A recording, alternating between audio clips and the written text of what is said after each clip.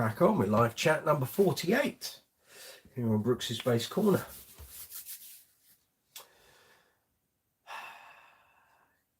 Come on, video, let's get going. Here we are.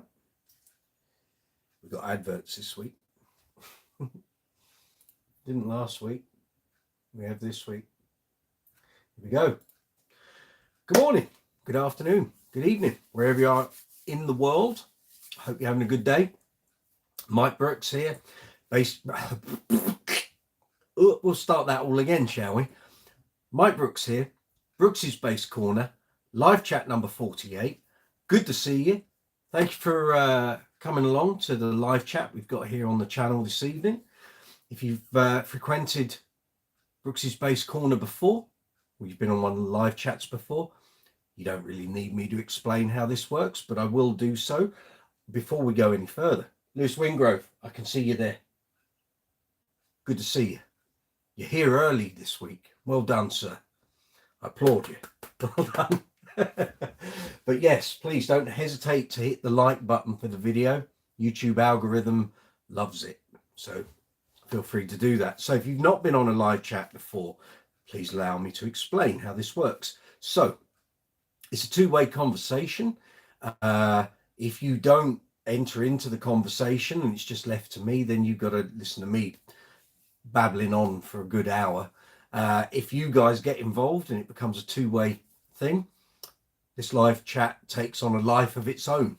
So we've got people logging in from all over the world who get involved in these live chats each week. So this is the video window. If you're on the mobile app, the live chat window is below here. If you're on the desktop version, it's there. So the way this works, you put your cursor, insertion point, pointer, whatever you want to call it, into the live chat window. Type your comment or question, hit send. It then pops up on my live chat window here. And then I can respond to you, reply to you, whatever your question, comment is. And that's literally how it works.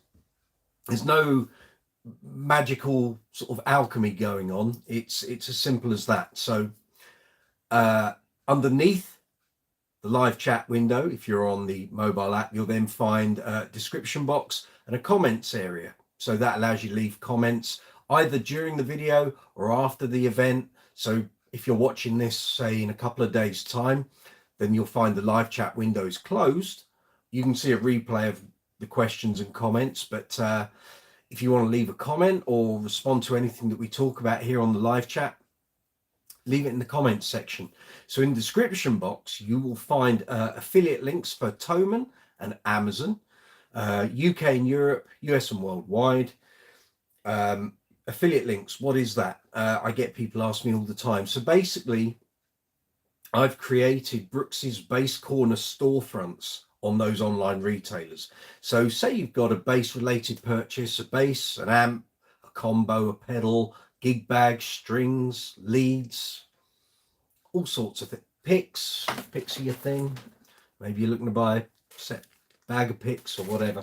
If you click on those affiliate links, take you through to that retailer and the storefront I've created. So in there, you'll find hundreds of different bass products. If you find what you're after, add it to your basket, then go through with the transaction and buy the product. Once it gets shipped to you, the channel, Brooks's Base Corner, receives a small affiliate commission. It's not a very large amount, I can assure you. It's literally a small amount. But if lots of people buy stuff, that amount gets bigger and bigger and bigger. And it helps the channel financially. So it means we can keep the channel going for longer. It means I can buy all the equipment I need for doing live chats, reviews, demo videos, interview stuff. So all the lights, boom stands, microphones, cables, audio interfaces, software for editing, pedals, stands, more leads. All of this stuff has to get paid for somehow. So that's what affiliate commissions are.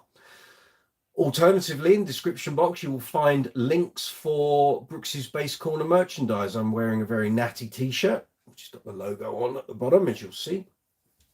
There's a whole load of products on the merchandise store. So there's a UK and Europe store, and there's a US and worldwide store. There's around 140 to 150 products. There's loads of different designs.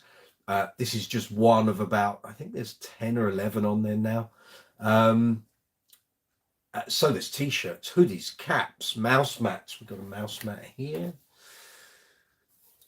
Various drinking accessories, so ceramic mugs, there's glasses, there's water bottles, beer mugs, all sorts. More items than I can possibly describe during the course of this live chat. So if you want to check them out, go to the merchandise links in the description box. Have a look on there. You can keep the live chat running while you're looking at it. It's just in another window. And you'll find all the designs. Find the design you want. If it's a piece of clothing, decide what color you want the clothing. There'll be color options underneath each item. Pick the size, add it to your basket, purchase the product. I get a notification that you've bought something. And again, the channel receives a commission for the sale of the product. We don't get the whole product price. So if you see a t-shirt for £20 or $20, that's not what I receive. I get a very small percentage of that. But again, it helps the channel keep going.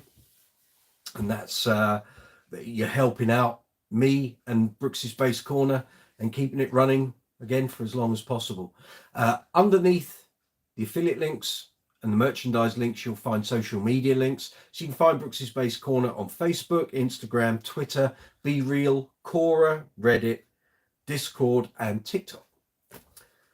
There we go. I thought I did that rather well. In the bottom of the live chat window, you'll find an emoji icon. Please hit the emoji icon as much as you wish. The YouTube algorithm loves it. It means or implies to the algorithm that you're getting involved in the conversation.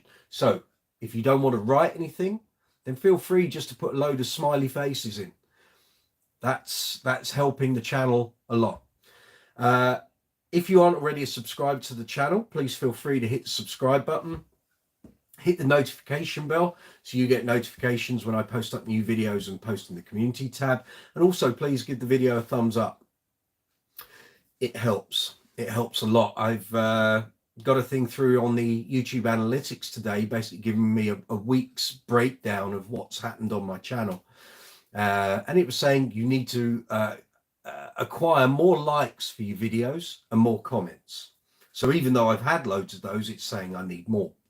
So if you're not already a subscriber, please hit the subscribe button, hit the notification bell, and give the video a thumbs up. That would be really appreciated. Back to the live chat window. So we've discussed the emoji icon. Next to it, you'll see a dollar symbol. That's called Super Chat. That allows you to make a financial contribution to the channel. Again, like the affiliate links, like the merchandise, it all needs money to lubricate the wheels of YouTube and to keep this channel going and all the things, hopefully, that I've got planned to put up for you in terms of content. So Super Chat, how does that work? Well, basically, if you hit the Super Chat button, it'll ask you how much would you like to offer to the channel. It can be a small amount, it can be a large amount. A few weeks ago, Martin Day from Dublin, fabulous gentleman he is, donated €50 to the channel. Another week, people might donate $2, €2, £2, but it all goes into the big melting pot that is YouTube and the channel and everything that we're doing here. So if you would like to do that, feel free. You don't have to. The videos are free. Just having you guys out there as part of the live chat is fabulous, and the interaction we have every week, can't put a price on that. So that's what the Super Chat button is. Now, underneath this video window, you will see an array of icons. You'll see a thumbs up, which is you enjoy the video. So please hit that. As if you're enjoying the video, then that's great. If you're not enjoying the video, or you don't like my presentation style or whatever, and you give it a thumbs down, then please leave a comment and let me know why you don't like it. I can't make it better if you don't tell me. So there's thumbs up, thumbs down. You'll see there's a share icon, which means you can post a link of this video and any video here on the channel out to social media, email, websites. You'll find a save button, which means it'll save the video to a list of your videos to watch in the future. And then also there you'll find a love heart with a dollar symbol.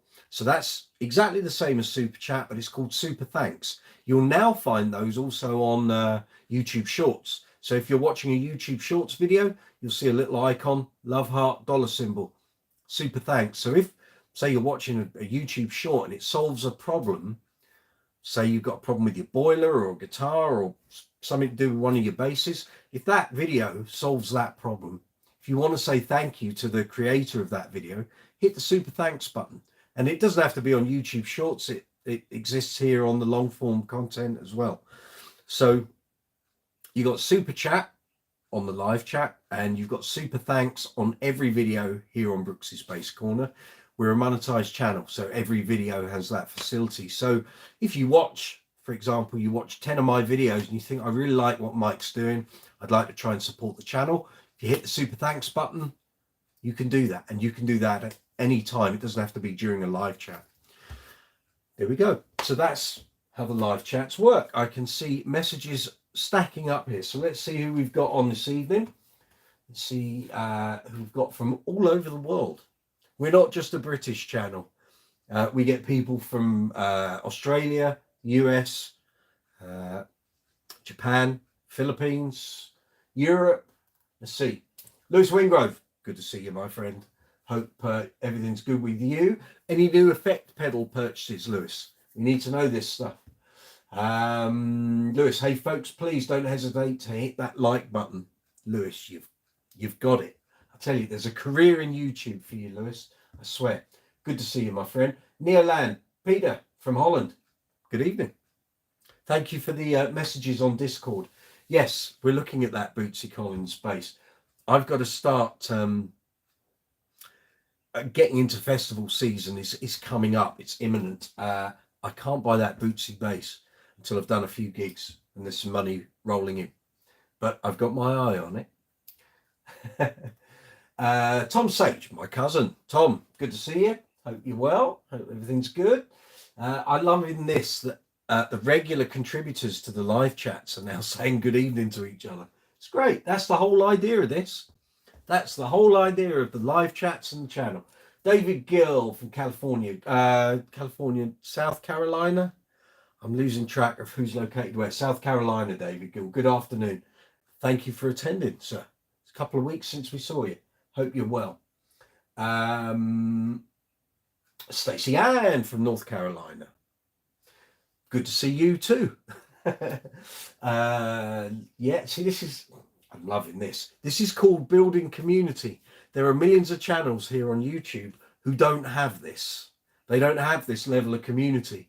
There's loads of channels, and what we've got going here on the live chat every Tuesday, you can't put a value on that.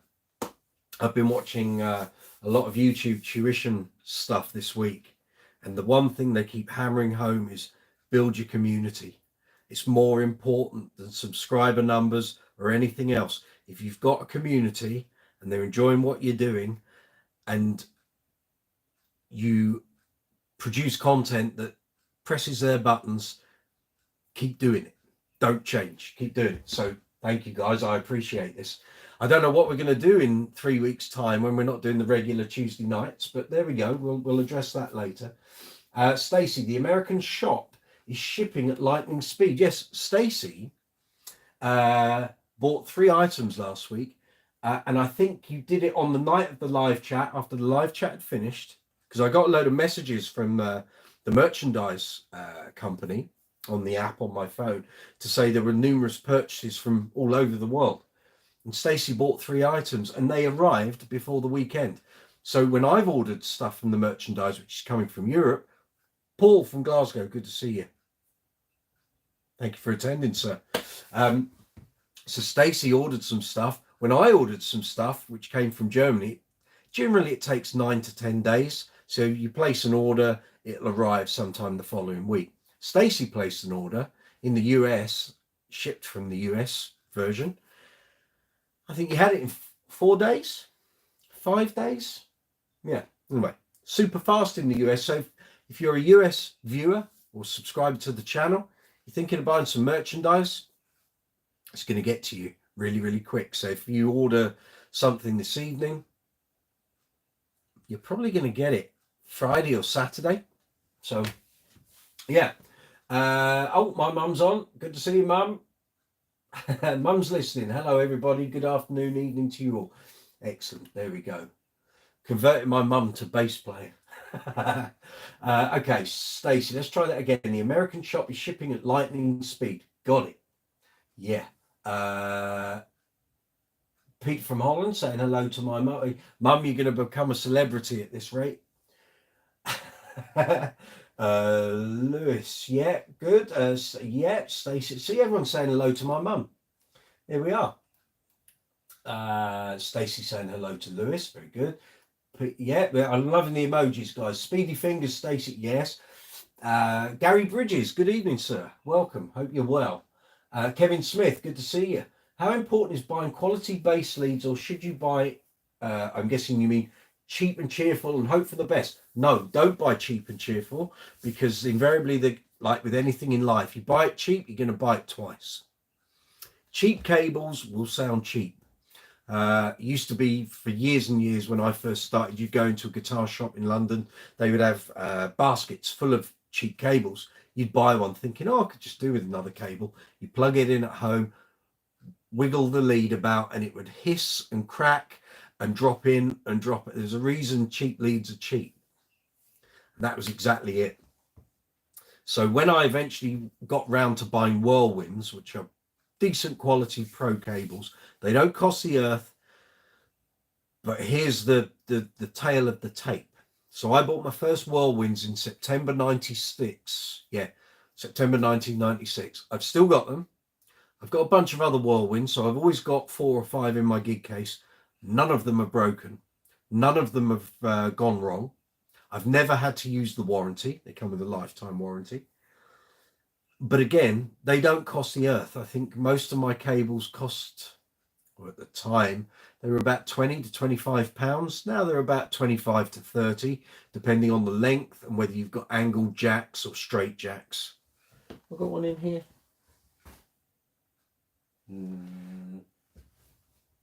There should be one. I think I took all the instrument cables back into my gig bag. But if you buy cheap cables, they're going to sound cheap. They're going to go wrong. So just don't do it. But by all means, go out and look at some of the pricier cables. You can go and have cables built to your own spec. There's loads of cable manufacturers. A company I used a year ago called Designer Cable here in the UK. Great cables. They did some cables for me to use with my Line 6 wireless pack. I was out on a gig, couldn't find the cable. It's getting near showtime. I was like, I want to use the wireless system, but I haven't got it. End up going wired that night. I ordered some cables the following day on the Saturday from Designer Cable. They were here lunchtime on the Monday. So, but they're great. So with them, you can choose the color, what connectors, whether you want certain color on the jacks. But it's up to you. It depends what your budget is. But I would always say, Kev, if you can buy the best you can afford, because as the Whirlwinds have shown, I've spent that money in September 96. They've never gone wrong. So, and I'm coming up on about 4,500 gigs now. So they've probably done probably 4,250 of those gigs. So I can't tell you what to buy, and there's loads of great cable brands out there, but you know, set your budget. How many cables do you want to get for the budget you've got? And then it's but I mean, I can swear by Whirlwinds, but there's so many cables out. There's Tsunami. You can have cables built with Monster cable, Van Dam cable. There's just so much out there. You can spend days of your life researching this stuff, but A, I don't have the time to do that, and B, I'll just go and buy Whirlwinds. Works for me. Lewis Wingrove. Actually, I'm very excited. Okay. That's the preamble. About the pedal board. I've got gone too far there. It's balanced without the preamp. So I'm on preset 70 out of 128 on the Boss synth pedal. This pedal is vast and fun. Sound quality is superb. Would this then imply, Lewis, that you're not going to be looking at the Ibanez preamp that you were telling me about? I'll wait for your reply. Paul from Glasgow, YouTube is an influencer. All right, my good man. Yeah, I am. I'm good. I hope you're good too. Martin Fay from Dublin, we were talking about you. I bet your ears were burning. Good to see you, Martin. Stacey Ann, yeah, 4 days exactly on your shipped merchandise. Shipped out the same day I ordered. Amazing. I have to say, I'm really pleased with all the merch that's come through from Spreadshirt and Spreadshop. It's all really good stuff. So I've got the black mug here, obviously with chop juice. Keep the old throat going. The white one, which you've seen in weeks gone by, with the large multicolored base logo, that has now done probably 20 to 25 washes. The print still hasn't faded. So we have a discussion here on the live chat that, you know, a lot of merchandise from various places doesn't last and it fades and what have you. This is the black mug. This just came last week. But there was a white mug which had the multicolored base logo, and that's been in and out of the dishwasher since it got here. No fading at all. So yeah, we like that. I saw some posts on Facebook the past couple of days, people that bought merchandise at the Duran Duran shows. They'd wash them in a washing machine, cool wash, 30 degrees, did their best to fold it inside out, look after it, and the printing is already fading. They were 30 to 35 pound t-shirts. Can't remember, 30 or 35. And the printing is fading. My t-shirts don't fade. My printing doesn't fade. And I'm charging much less than that. So buy with confidence, people. This stuff is built to last. Stacy, yes. Okay, you're set. Right. Lewis, I've exercised most of the noise out of the board. Good start. Now that is accomplished looking at nice power supplies. Seox is my choice for that. The pronunciation is chalk for Seox. Okay, I'll take your word for it, sir. Chalk, then. Okay. I don't know anything about those. Lewis, fill me in. Tell me more. $700 approximately to power this board. Well, unless you're going to be going out gigging or recording with it, that's probably far more than I would pay. But if that's your thing, makes you happy, go for it. Okay, I can see lots of people saying hello to each other. Very good. Lewis, I love the Megami cable. I've heard of them. Yeah. Okay. Again, it's like if you've got the time to go into cables and which ones you like, and if you can hear the difference. I mean, for most of us of a certain vintage, the hearing is going a little. And I think I've said this before in a live chat, that you get people who are like really into their hi-fi and they buy, you know, very expensive separate hi-fi components, and when we're talking stereo systems and all that, and they rant on about the best headphones and the best this and the best interconnects, and your hearing's going. You know, it's like when you see these guys in their 70s and they go, well, I've got to have the best speakers and the best turntable and the this and that, and if they're musicians or they've worked in any line of business where their ears have suffered from loud noises and stuff, doesn't matter what you are not going to hear the finer details. You're not. I've got tinnitus, so, you know, okay, I can hear pretty well, but you get to that point, it's like, why am I spending all that extra money to get the best of the best of the best of the best? I can't hear the difference. And chances are, in most gigging situations, no one else is going to hear the difference, because you got all those frequencies flying about. You know, I look at like the big pro bands, for example, Duran Duran. I went to O2 the other week.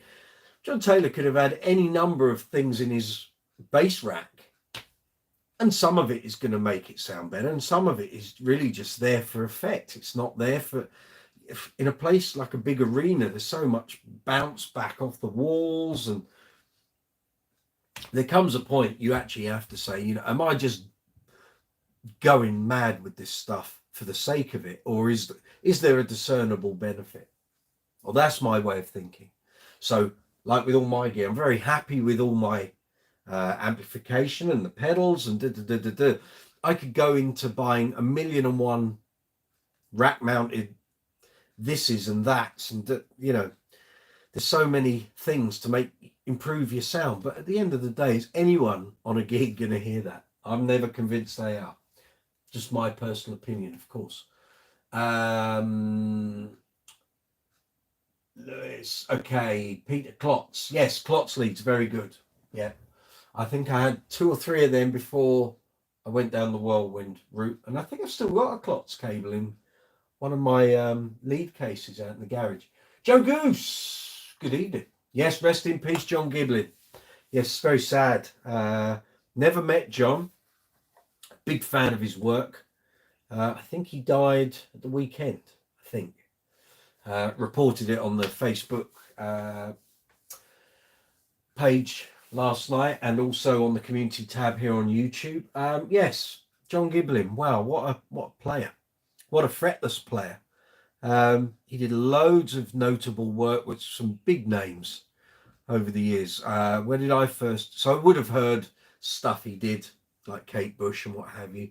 But he came to prominence for me when he was playing with Simple Minds in the mid-'80s. So he replaced the original bass player, Derek Forbes. And I love his work on Once Upon a Time, Live in the City of Light. He's on some of Street Fighting Years. And he played with them at Live Aid. He did the Mandela concerts in 88 and 90. Well, monster player, fabulous player. But I never got to meet him. I think in the whole time at the Bass Mag, I think we only interviewed him once, and I didn't get the privilege, sadly. I would have loved to have met him. Such a tasteful player. I mean, whether he was playing fretted or fretless, and just like monster parts. So if you're new to bass, or you've never heard the name John Giblin, go and do your research. Check him out via Google, check his Wikipedia, look at his discography. It's a hell of a body of work. Really well worth spending some time listening to his bass play. I can highly recommend it. Played in so many different genres as well. Just fab. Absolutely fab. But he's going to be a big miss. I think he was 71. He had a short illness and passed away at the weekend. Very sad. Martin Fay, new video series, what lasts longer, merch mug or rotor sounds? I will take that on board. Yeah, we'll check that out.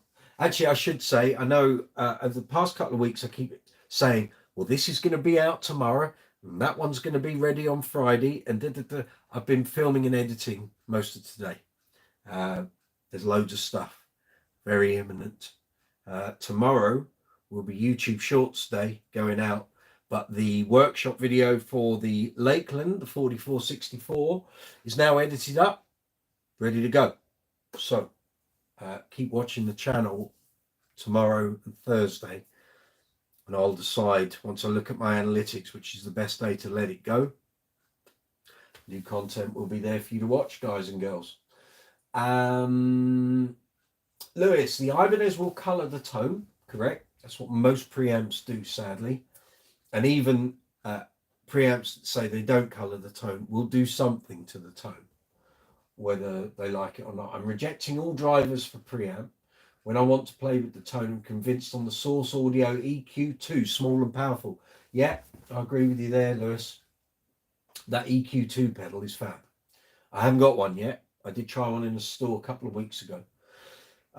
Stacy, oh no, on those Duran shirts, I'd be mad as a wet hen for all the reasons. I think there's going to be a few people if I follow that thread on Facebook that might be sending their t-shirts back to duranduran.com and either requesting a replacement or a refund, wouldn't look good for the American tour if that's the case.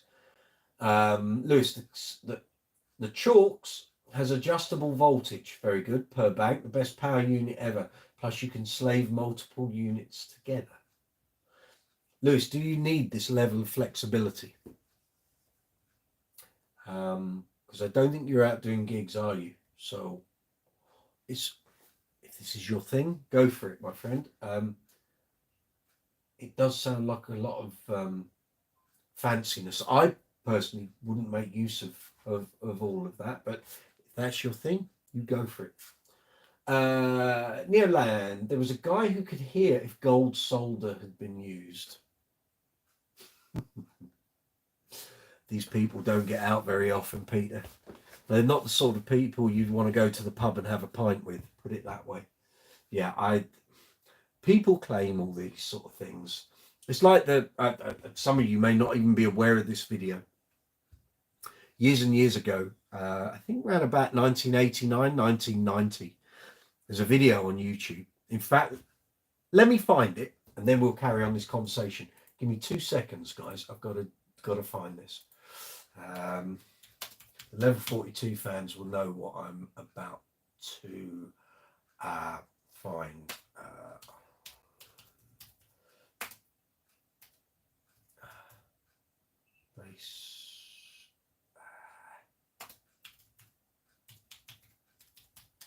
I will find it. No, that's not it. There was a program in Holland. We used to have a version of it here in the UK. And basically there was a guy who claimed he knew what every bass sounded like. And they got Mark King on there to play and demo the basses. And the guy had to guess which bass it was. And obviously there was a finite number of basses on display there.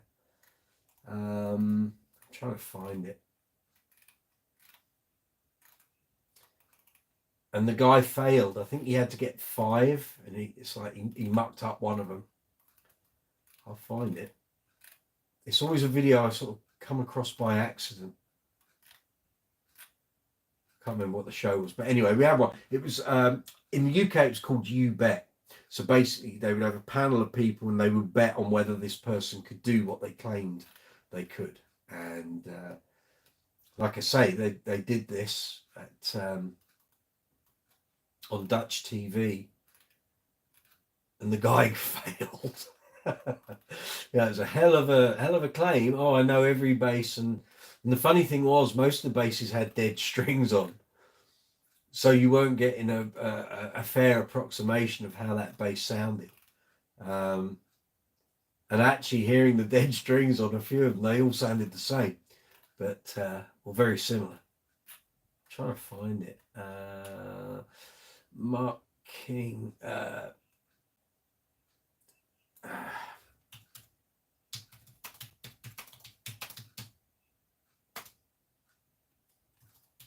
see if that gets it.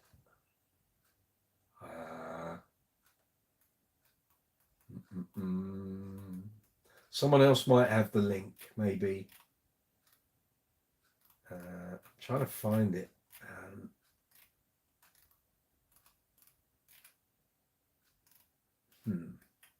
Okay, it's foxing me at the moment. I'll if someone else wants to find it during this live chat, just post it. Is that it?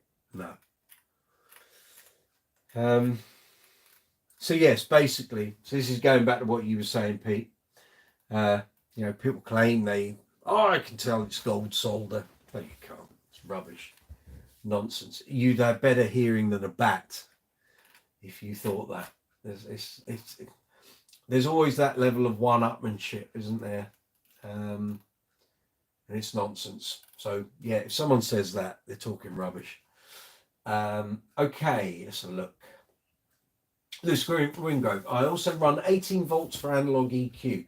So naturally, I'm in love with those clean power units. I hear. Joe Goose. I love John Giblin with Brand X and Phil Collins on drums. Love Brand X. I remember the first time I heard any. Fabulous. Wall to wall, two giants on bass, absolutely. Lewis, I created the most expensive coffee table ever.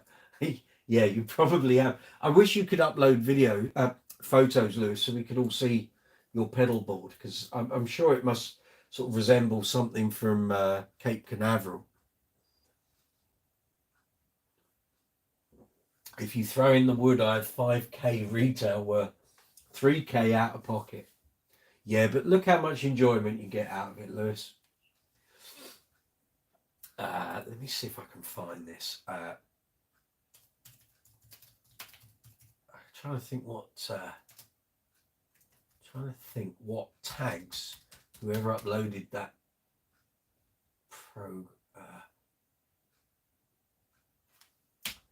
trying to second guess the tags, and I'm not winning. Here we go. I've got it. Here we go. Bear with me, folks. I'm just going to post this in. I'm sure you've seen this, Joe Goose. So this is Mark King playing on a Dutch TV show with a guy who claimed he could tell what every bass was. And I'm sure he's pretty good. I mean, okay, you got to take nerves into consideration, but I mean, there were quite a lot of basses there, and some of them had really dead strings on. So how he was expecting to be able to tell some of the basses apart, I have no idea. And he gets halfway through, I think.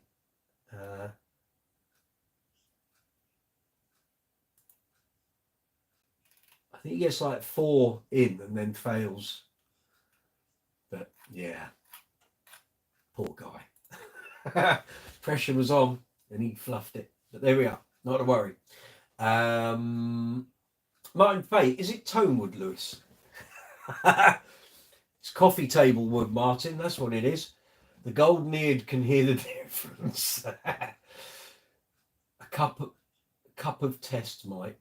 Yeah, love one. Chop juice in the mug this week.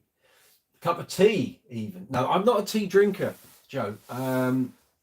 Coffee, yes, but I'm not. I'm very much a cold drinks person. I don't tend to drink a lot of hot drinks. So I'll have the occasional coffee, and I like a hot chocolate during winter. But generally, through the day, I'm a cold drinks kind of guy. Lewis, I'll put my Schecter bass guitar to his test. She modified fully. Oh, yes, I get what you mean. Neoland, the show was Vedden that. I believe there was also one guy who could smell his girlfriend's feet. Well, takes all sorts, I guess. Yeah. He's welcome to that. That's not for me. Hayley Brooks, my niece. You come from a line of avid tea drinkers, you strange man. Well, allegedly, according to my mum, I did drink tea as a baby and as a young child. And then for some weird reason, just went totally off it. I can't stand tea. I will drink green tea occasionally, though. But I don't like the taste of tea. I just don't. Not my bag. Not my bag. That's my 30-year-old niece, just turned 30. I know, I don't look old enough, do I, really? Wearing well for 51. How could I possibly have a niece of 30? Well, I have. Slobby went wet. Hello. Good to see you. Welcome. So here we are. 40 minutes into live chat number 48 here on Brooks's Bass Corner. I'll do the selling part very imminently. So following on from last week's live chat, I opened the following question up to you fabulous people who are watching the live chat. So tonight's live chat number 48, we've got 49 and 50 already booked in, which takes us up to the end of May. Based on the responses from last week, what we're going to do is, because we're about to hit the summer months, we're going to give the live chats a little bit of a rest over the summer. People are away on holiday, you got other things to do, the evenings are longer, you might want to sit in your garden rather than sit and listen to me. Can't blame you for that. So what we're going to do, because I did some live chats through last summer and numbers dropped off quite radically. So what we're going to do is, after live chat number 50, which is in 2 weeks' time, we're going to slow everything down over the summer. So there'll still be content coming out from the channel, and there'll be the YouTube shorts and long form content. There'll be more merch and all of that. But what we're going to do is one live chat a month. So through June, we're going to do the last Tuesday. So June, July, August, we're going to do the last Tuesday in each month. So it's going to be one organized live chat. So last Tuesday in June, last Tuesday in July, last Tuesday in August. But because I'm going to be out gigging fairly rampantly through the summer, lots of festivals and stuff, there will be more impromptu live chats. But I don't know which gigs those are going to happen on until I get there. I see how much network coverage I've got on my mobile phone and whether I've got Wi-Fi or not. I can do it with mobile internet. We've just got to see how strong the signal is. So if you want to partake in those impromptu live chats, could well be backstage at a big gig or what have you. You need to hit the subscribe button and you need to hit the notification bell, and that will basically, you'll get the notifications when those live chats are about to happen. And I'll post up, I'll probably give you like 10-15 minutes notification via the community tab. But that's what we're going to do. So during the summer months, one live chat per month on the final Tuesday of each month. Then when we get to September, kids go back to school. Generally, most people have been on holiday and done that kind of thing. Then we'll come back to doing the one a week and see where we go from there. So just giving you the heads up. So if you start logging in the middle of the summer and there's no live chat, that's why. I'm still here. We just won't be doing the regular one a week. And it gives you guys a bit of a rest. Gives me a bit of a rest. We'll get all the video content up and out. And when we come back to doing the one a month, or even into September, one a week, we'll have a load more content to talk about. You can tell me about your gigging escapades through the summer. Let me know if you bought any new gear. I might have bought some new gear. Who knows? So we'll see. Lewis Wingrove, I love tea. Cold and plain. Very good. Sue Brooks, that's my mum. It's okay, Mike. I drink your quota of tea. Yes, you do. In fact, Mum, you probably drink most of the nation's quota of tea. We've got an intravenous drip ready for my mum when the time comes, which will just be bags of tea. That's what we'll be doing. So, yes, here we are. Live chat number 48 here on Brooks's Base Corner, Tuesday evening from 8 o'clock, London town, UK. It's now 8:42, so we can go nearly 3/4 of an hour. You're very welcome wherever you are in the world. I hope everything's good with you. Hope your bass playing's going great. So if you've not been on a live chat before, and we're kind of mid-flow here, this is the video window. If you're on the mobile app, directly below is the live chat window. If you're on the desktop version, the live chat window is that way. How does this work? Well, basically put your cursor or your pointer or your insertion point into the live chat window, type your question or comment, press send, pops up here on my window, then I can respond to it. You'll also see the description box and comments section. Feel free to leave comments. If you're watching this video after the live chat is finished, obviously the live chat window won't allow you to put new messages in. You can see a repeat of all the questions and comments though. But if you want to leave a comment about anything to do with the live chat or any other video here on the channel, leave it in the comments section. In the live chat window, you'll see an emoji icon. Please feel free to give that a complete pummeling. YouTube loves that. The algorithm loves it. It implies that you're getting involved in the conversation. Next to it, you'll see a dollar symbol. That's called Super Chat. That allows you to make a financial contribution to the channel. You don't have to. The videos are free to watch. But if you enjoy what we're doing here on Brooks's Base Corner and you want to help out, a financial contribution really does help out. YouTube loves it. The channel loves it. Allows me to buy all the bits and pieces that do all the videos, the reviews, the interviews. Haven't done any of those for a while. The workshop videos, all the editing. That's kind of what that's all about. Underneath the video window, you'll see a row of icons. There's a thumbs up and a thumbs down. Thumbs up is great. If you're enjoying the video, please give it a thumbs up. Thumbs down if you're not enjoying this video or any of the stuff here on the channel. If you're going to give a video a thumbs down, please leave a comment. Let me know what you don't like. I can't change it or make it better if you don't give me that feedback. You'll then find a share icon, so you can share the video and link out to social media, websites, emails. There's also a save button, and next to it you'll find a love heart with a dollar symbol. That's called super thanks, exactly the same as super chat here on the live chat. Basically, that exists on every video here on Brooks's Bass Corner because we're a monetized channel. If you hit super thanks, it'll allow you again to make a financial contribution to the channel and what we're doing here. In the description box, you will find merchandise links. So there's one link for the UK and Europe, one for US and worldwide, a variety of merchandise, a variety of designs.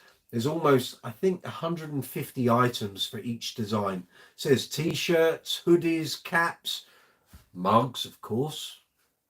Great for tea, I've heard. Mouse mat. I'll show you mouse mat. There we go. They don't all have to have this design. There's multiple designs on the store. Feel free to check it out. Shipping is fairly quick. Quick in the US, as Stacey informed us earlier. Here in the UK and Europe, it generally is about 8 to 10 days. But the gear is fabulous, really good quality stuff. Washes well, irons well. I've not had anything that I've been disappointed with in the samples that have been sent through. So if you want to help the channel and you'd like something for your money, feel free to take a look at the merchandise. Very much appreciated. So underneath the merchandise links, you'll find affiliate links for Thomann and Amazon. There will be links for Gear for Music and ANDERTONS here in the UK very, very shortly. I've just got to literally put them all in the description boxes for each video here on the channel. So how do the affiliate links work? Well, basically they're online retailers.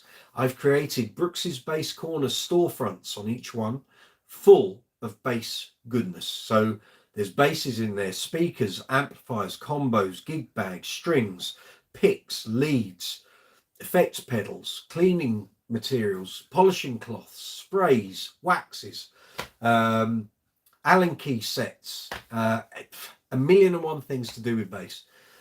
If you find an item in there that you want, add it to your basket. Go through to the completing the basket counter, where you put your credit card details in. Go through the purchase, and the channel will receive an affiliate commission once the purchase has been completed. Not a huge amount, they're small amounts, but lots of purchases go to make a bigger amount. That's generally how that works. Then finally, in the description box, you'll also find social media links, and you can find us on Facebook, Twitter, Instagram, Reddit, Quora, Discord, TikTok, and Be Real. There we go. I thought I did that quite well there. Right, let's see who else we've got here. Hayley Brooks, yes, agreed. Tom Sage, got anything planned for the 50th live chat? Hadn't really thought about it, Tom, to be honest. I was thinking I might try and get Micah Thomas from Alembic back on. I will message her tomorrow and see if she wants to do that. I'm trying to think who I could get bass celebrity wise. I have contacts. We'll see. Let's see. I'll put some feelers out, and if I can get a bass celebrity to spare half an hour to an hour, we'll see. We'll see.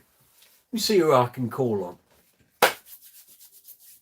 Leave that to me. In fact, I'm going to make a note so I start doing that tonight. I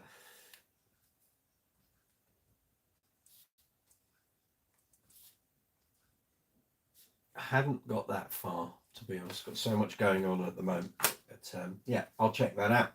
Marcus Miller. Yeah. Marcus is one of those people, when you're stood in front of him, he knows exactly who you are. If I messaged him out of the blue, I'd get no response. I did message him, let's think, probably about 6 weeks ago. I've got a range of merchandise that I want to put in the shop. I won't give the game away, but I need to get permission from a variety of bass celebs that I can use what I want to use. and I have to get their thumbs up before I can do it. I messaged Marcus via his European manager. I've not heard back. Some of the celebrities I have heard back from. So I've heard back from Lee Sklar, heard back from Nathan East, heard back from Mark King. Don't think Billy Sheehan's come back to me. I'll have to give him a nudge again. A lot of these guys are out on tour. And again, they know me when they see me. They don't recognise the name. So if they see an email from me in their inbox, they think I could be, you know, Bert Higgins from Clacton. Yeah. Yeah, if they said Mike Brooks from Bass Guitar Magazine, they know it's him.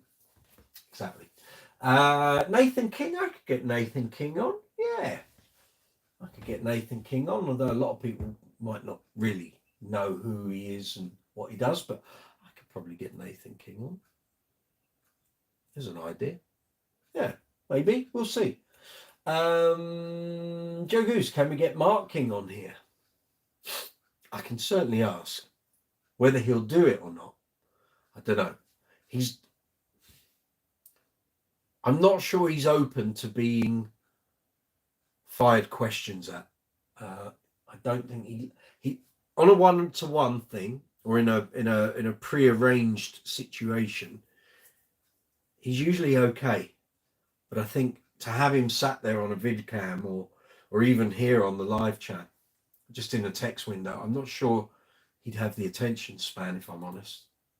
And that's not being rude. That's just my experience of being in Mark's company. His brain's going a million miles an hour all the time. And I think he would look at it and go, well, I could do something else with that hour of my time. So leave it. I will put some feelers out and I will see who I can get and who will commit to it.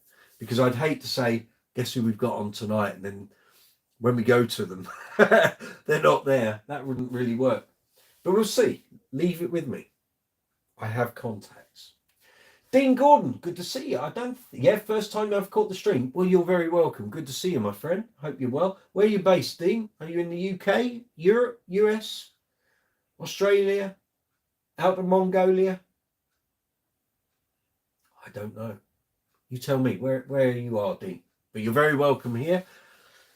We're all a very friendly bunch. It's a nice community we've got here on Brooks's Bass Corner, so you're very welcome. If you've got any questions or comments, you want Scotland, just outside Edinburgh, fabulous. You got any questions about basses, amps, speakers, bass effects, great bass players, bass accessories, anything you want to ask, fire away. If I don't know the answer or I can't help you, someone on here will. Someone will know the answer. We fix many a bass problem here on Brooks's Bass Corner, I can assure you. Paul from Glasgow, good to see you. I came across this video by accident last year and both the presenter and Mark King were on his left side, but I think the one he couldn't get was the alembic Mark King was playing on. Yeah, it's been a while since I watched that video. I'll watch it later, but again, it's one of those things. You make that claim, I know every bass sound. You muck it up. And he must have spent weeks, if not months, going through all those basses, and it's ear training, basically. But again, if the strings on the bass are dead, and some of them sounded awful, then it could be any bass. You're not going to get all the colouring that the preamps and the pickups are going to offer. So, yeah. Joe Goose, can we get Guy Pratt on so we can call him a Pratt? Good luck with that, Joe. He is a lovely chap, if a bit pompous. I can ask him, but the problem with a lot of these guys is they're constantly busy. And even when they're not busy, family time is paramount. It's precious time. And as we get nearer summer, they're all sort of gearing up to be away for weeks on end. So a lot of the time, I know when I've tried to get people for interview, even back in the mag days, and they always leave everything open-ended. They don't want to commit to anything in case they either have to let you down or they don't know where their diary is going to be. And anyone that was on the live chats back in October, November, early December, I said there was going to be a big name that I was going to get to do an interview with, and it was all based on their diary. That is the perfect example. That guy is just constantly busy. So even though in theory he'd love to do a chat or like a proper interview or a live chat or whatever, trying to nail, and I'd say to them, just give me half an hour. Tell me what day, what time, we'll do it right there. They won't do it. They just simply, because anything could come up. They could end up being on a plane going to the other side of the planet. So unless it's a promotional thing, like they're promoting an album or a tour, and they've got a PR company basically shoehorning them into doing an interview, it's very hard to get these guys. But I would like to think I'm on good terms with pretty much most of the big players. So let's see. I won't commit to anything yet, but if I can get someone to commit to 2 weeks tonight for half an hour, we'll go for it. Yeah, welcome, Dean. Lewis Wingrove, any chance of getting Scott on there? Scott Devine. Well, I can ask. Is that who you mean, Lewis? I presume that's who you mean. Come back and confirm who you mean. I could do. There's no reason we couldn't. I don't think. It'd be perfectly up to him, but possibly. Neo Lang, Geezer Butler. I don't have any ins with Geezer Butler, sadly. I never interviewed him. Never been in his... Well, here's a thing for the live chat this evening. Throw your suggestions. Who would you like to speak to on one of these live chats? I can't guarantee they'll be on a video window. It might well be they're just in the live chat box, and I would need to farm the questions as they come in. It wouldn't just be a free-for-all. Tell me who you'd like to speak to. And it doesn't even just have to be for the 50th. I could try and arrange it for other things further down the line. Trevor Barry from Strictly would be good to get on. Again, do you know what? I met Trevor once in passing.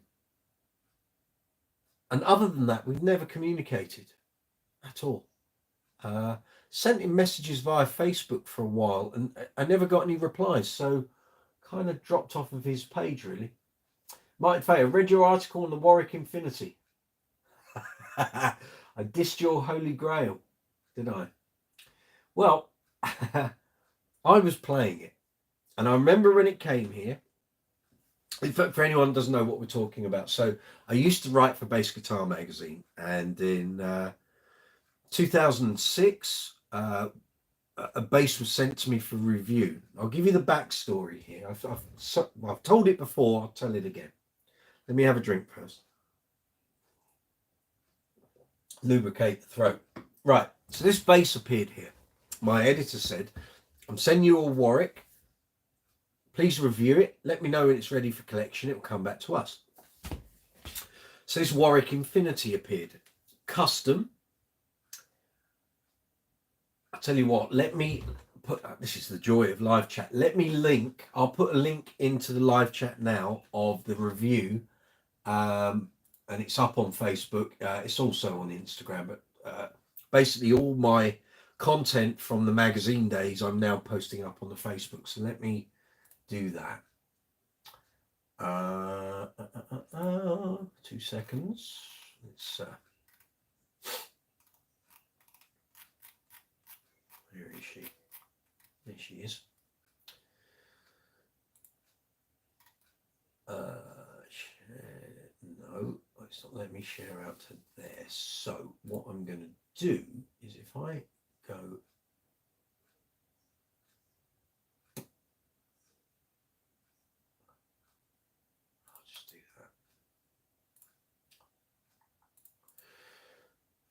so providing you're on Facebook, you're going to see it. So that bass came here for review. So that was all very good. And I got it out of the box and started to play on it. I thought, God, this thing, it's got to be a 35-inch scale, surely. 5-string, Warwick Infinity. It just felt so long. It was that lembic feel long, but this was like longer. And I was like, this is almost unplayable. It sounded great. sounded really good, but it just felt huge. And I thought, there's something not right here. So I got in touch with my editor at the time. I said, is this 35-inch scale? He said, no, it's 34. I said, are you sure? He said, yeah, measure it. So still ruler, tape measure, measured it, 34-inch scale. I said, it feels huge. Are you sure it's not 36? Well, clearly it's not, because I just measured it. At the time, I didn't own any alembics. So what this bass did, that the alembics also do, two-piece bridge, which the bridge is further inlaid to the body, which means the pickups then have to shift. So where on a standard bass, just for example, you got the bridge at the back. This is a two-piece bridge, so already the bridge is moving inwards, which means the pickups are then moving inwards. So when you put this bass on, not only did it feel long, but the pickups are, so if you've got a bass at waist height, maybe you might play there. This bass you had to start playing there to be on the bridge pickup. So the neck pickup's there, and the fingerboard sort of starts over here. It just didn't feel good. It was like, this is nuts. I used to want a Warwick Infinity Martin, and it was just like, I don't get, why would you make a bass that feels like this? And it's unplayable. So I went back to my editor. I said, are you sure you want me to write this review? He said, well, what do you think? And I said, I don't think it's playable. I said, it sounds great, and it's got all the Warwick hallmarks, and the finish is great, and construction is amazing. I said, but it's horrendous to play. He said, yeah, you're not the only person that said that. Everyone in the office says the same. We had it at the guitar show in Birmingham. So this was 2006. We had it at the guitar show in Birmingham, and we gave it to various bass celebrities that were there. They all said the same thing. It was unplayable. I said, okay. I said, so you're going to stand by whatever I write? You're going to stand by it? He said, as long as you can justify what you write. Yeah. So I did. So the review you see is what I've written and then gone through the editorial sausage machine. So there are probably some parts in there that have been adjusted and maybe changed slightly. There's 2 pages to it, and I think you'll see by what I write. It's a great bass, but it's just not very playable. I gave it 2 out of 5. Because it just, you couldn't play it. You couldn't take it on a gig and play it unless you were about 6'8" with arms like a gibbon. You just, no. Anyway, little did we know that review stopped Warwick sending anything to the magazine for about 4 years. If you've got all the back issues, I have, they're all up there. And if you go through all my review stuff, after that review, I never reviewed another Warwick until about 2011. We just never used to get anything sent. They were so upset. However, that's not the end of the story. So, time went on. Editors changed. I can't remember who it was I spoke to. It might have been that editor after he was no longer the editor, or it might have been the editor that came after him. But anyway, a period of time passed, and later, a couple of years later, I found out that the magazine had spec'd that bass as a custom order as a prize. So I got given the job of reviewing something we were giving away. So I understood why Warwick were annoyed, because our publisher, and I guess our editor had a hand in it, I guess, unless the publisher just said, send us a bass, we'll pay for it, and that's what we're going to give away as a prize. I could understand Warwick's annoyance if we had had a hand in it. But yeah, so basically the magazine publisher spec'd a bass, it came and isolated it. So that's that story. Thankfully, when I went to the Warwick base camp, no one ever remembered. They didn't put 2 and 2 together that the person that dissed their, $3,000 bass was me. So I got away with one there. But simple fact was it just wasn't playable, and I'll stand by it. There was nothing in that review I wouldn't stand by. It sounded great. Craftsmanship was fabulous. Finishing was excellent. Lots that was good about it. But if you can't play the thing, what's the point? What's the point? So that's the story there. So I'm sorry I sort of demolished your dreams there, Martin, but someday I shall take pleasure in telling you I've bought one and can reach the lower frets. Good luck with that. But it won't be the same model. It might not be the same one. It might be spec'd slightly differently. We shall see. Anyway, let's see where we are there. So Joe Goose, Geezer Butler, yeah, okay. Stacey, Joe Goose just laughed out loud in a store at your comment. Odd looks abounded. Joe Goose, yeah. Lewis, yes, exactly. Scott Devine, okay. I'll message him, see. Dean Gordon, Dave Swift. I imagine he's a really busy guy, though. He may be. But give Dave the opportunity to have a chat. How long have you got, Dean? That could be a very long live chat that night, but if you would like Dave Swift, I will inquire. David Gill, Billy Sheehan, yeah, possibly. Wouldn't be the first time Billy and I have had long conversations on video, as any of you that have watched any of the interviews that are already here on Brooks's Bass Corner that I've done with Billy Sheehan over the years. Kevin Smith, how about Barry from the Bass Centre? You could talk about old times. Do you know what? I'm thinking I should go and film a Q&A with Barry. Trying to get him to do something like this. He pressed the wrong button on his camera. He'd end up talking like President Biden or something. He would end up sending missiles to North Korea. Trying to get him to do a live chat would... No, that ain't going to happen. I can barely get him reply to emails, but... I might go, or maybe what it would be, I would have to go to him and then we'll do the live chat. That's a possibility. Now, these are all good suggestions, people. Now, yeah, the lovely thing is, as Barry's getting older, his brain doesn't forget the classic Bass Centre stories, and he tells them really well.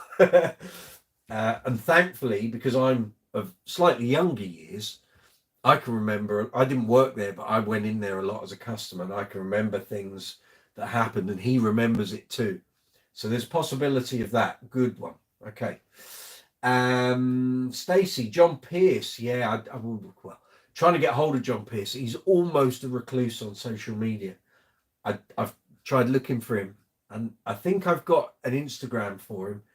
I did send him a message and he never replied, but there we go. Graham, good to see you. Tal Wilkenfeld, okay, noted.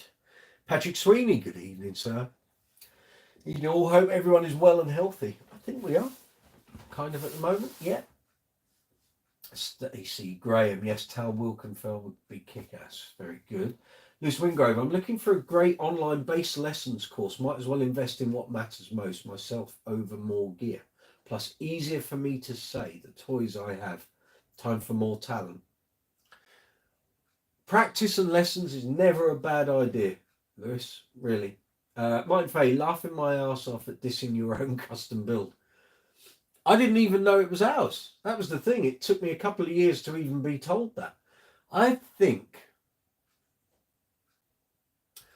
So the editor at that time was Steve Harvey. I think he told me. Like at the London Bass Show, maybe in 2011. I didn't go to 2012. Or it might have been 2013. It could even have been after show drinks, like in 2013 or 2015. I think it was definitely him that told me, or if it wasn't, it was Adrian Ashton. And Adrian was the original editor at Bass Guitar Magazine. Then it was Steve. Then Adrian came back when Steve went over to acoustic. Yeah, but I think that was, yeah, it was just, I was blindsided. I didn't know. I didn't know any of that. If I'd known that, it wouldn't have changed the content of the review, but I might have turned the review away.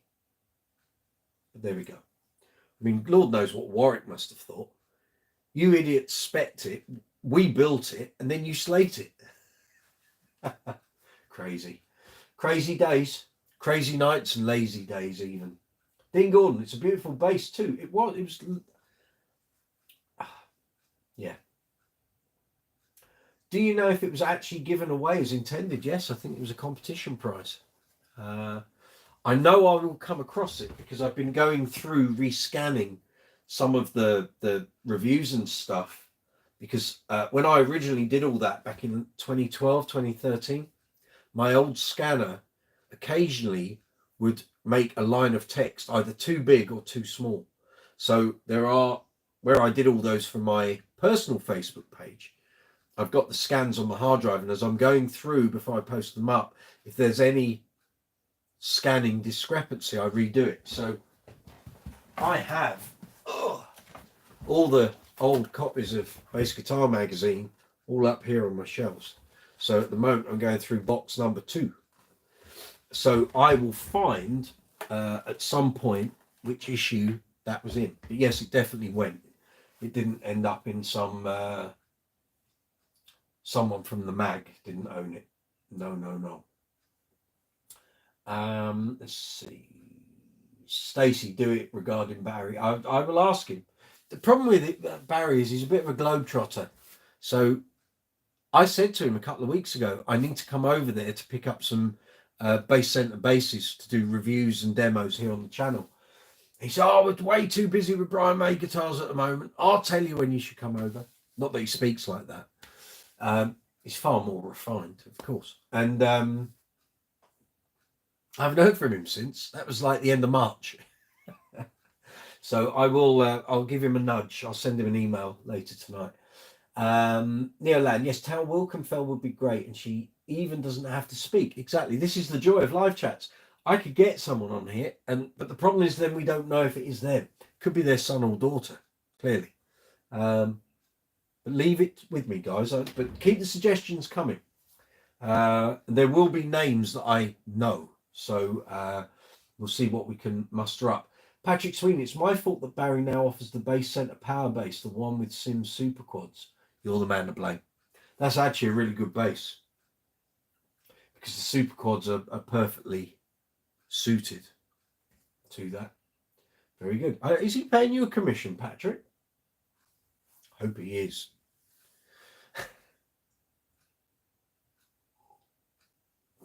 No, Barry doesn't have a growly voice. He's from up north. I think he's from Macclesfield or something like that. But he lived in Pinner for years and years and years, which is very posh. Oh, yes. He used to drive to the Bass Centre every day in his Porsche. There used to be times I would go, like if it was early in the day, maybe I was going to rehearsals or something in Acton, and I'd be behind his car because he used to have the Bass Centre logo on his back bumper or on his rear spoiler. I can't remember which. And then there were times coming back from gigs where he had been in town, obviously, at work, and he was coming home late back to Pinner, and we'd both be going down the A40. But you couldn't mistake Barry. With a car with like a sky blue and neon pink Bass Centre logo on a black Porsche 911.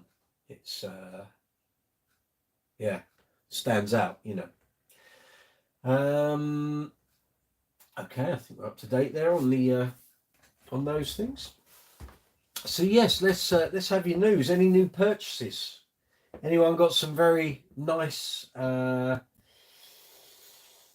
highbrow gigs coming up? Anyone playing with anyone famous over the summer months? I don't think I am at the moment. I'm trying to think. I'm doing a couple of gigs with Uncle Funk where we've got famous people on the lineup. We're on the same bill, so there's some schmoozing possibilities. You might even see them on the impromptu live chats. We will see. Tom Sage, how about the guy from the Great British Bass Off? What do you mean, Tom? The Great British Bake Off. What's that? Maybe I'm being a bit thick. The Great British Bake Off. What's that? I'm going to Google it. Does anyone else out there know what my cousin's talking about?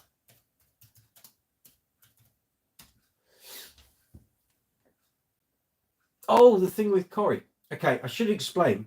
My cousin, in fact, Tom, you explain it. Explain it. My cousin has a connection with Corrie Wong.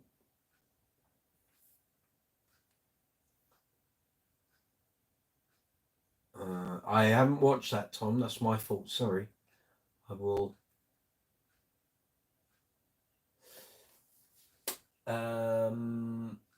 Patrick Sweeney, I got Martin Sims to put super quads in a base centre P base. Barry came and had a look and thought, aha, that looks like a good idea. It is a good idea. It's probably not too dissimilar from the Avenger model that Martin did on the second iteration of the Enfield bases. So the first ones were the Cannons with the Super 8. He then did the Avengers with a Super 8.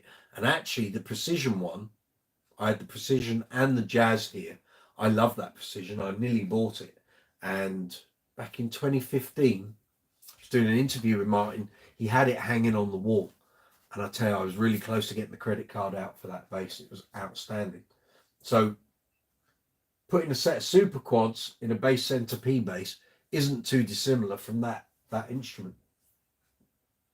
Lewis Wingrove, have you ever met Les Claypool from Primus? No. I've seen him live. Incredible playing. He is an incredible player. Oh, there's my car. I sent you the link a while ago. I know. Sorry, Tom. Just been a little busy lately. And I might have someone to show you soon. In fact, what I'm going to let you guys do is just do your chat here. Keep coming up with these suggestions. I've got someone to show you. 2 seconds.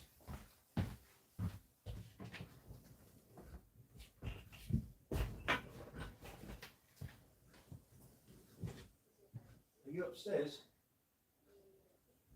I'm going to take someone onto camera.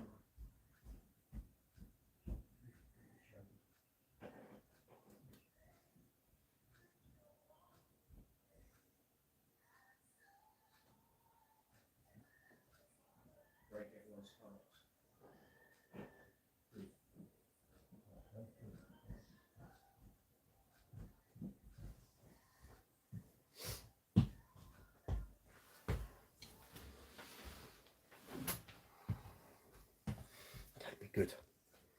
Okay, guys, I've got someone to show you. I love you too, I know. This is our new dog. It's Charlie. So for those of you who follow Brooks's Space Corner for, 3 years we've been going, you'll know that we had a dog called Max. And Max passed away in February. He was 13 and 8 months. Yeah, I know. And he died of bronchitis. We couldn't solve it. We tried every medication to try and sort it, and he died in the space of a week. So we couldn't do anything. And we said we weren't going to have another dog for a little while because my mother and father-in-law have a dog, and they're getting on in years, and at some point they're probably not going to be able to look after their dog. So we were going to keep ourselves available to take their dog on. And then this little man came into our lives 3.5 weeks ago. So his previous owners, he suffered an injury, a dislocated shoulder, and they didn't do much about it. And eventually they did, and the vet wasn't able to relocate the shoulder. So unfortunately, little Charlie here is a tripod. So he's missing a left leg. And I saw a picture, partner saw a picture, we both looked at each other and thought, can't let this happen, sorry. He's only 9 months old, aren't you? It's like having my own little Grogu. And we went to see him the next day, and he basically, as soon as we walked in there, he walked up to me, put his paw on my boot, didn't you? His head on my leg, as though he was saying, take me away, please. So we looked after him. He developed an abscess, unfortunately, which got infected. And we looked after him for 3 days, and he went back to the surgery for a week to let them deal with it. And he came back to me on my birthday. And so that was 2 weeks ago, 2.5 weeks ago. And as of Friday, we adopted him. He's our new dog. You'll see a lot of Charlie over time, and because he's only 9 months old, we'll have him for the whole of his life. But I just wanted all you fabulous people out there in YouTube land to meet my new son. We don't have any children, we have dogs. So he's our third dog. We had a chocolate Labrador called Indiana, who passed away 4 years ago. We had Max for 3 years and 8 months, and he passed away in February. Now we've got lovely Charlie. He's wonderful, aren't you? Do you love your dad? Go get a kiss now. I love you. Yeah, beautiful you are. So there we go. You'll see more of him. I just wanted to introduce him to you. Beautiful. There we are. Shall I bring him back up?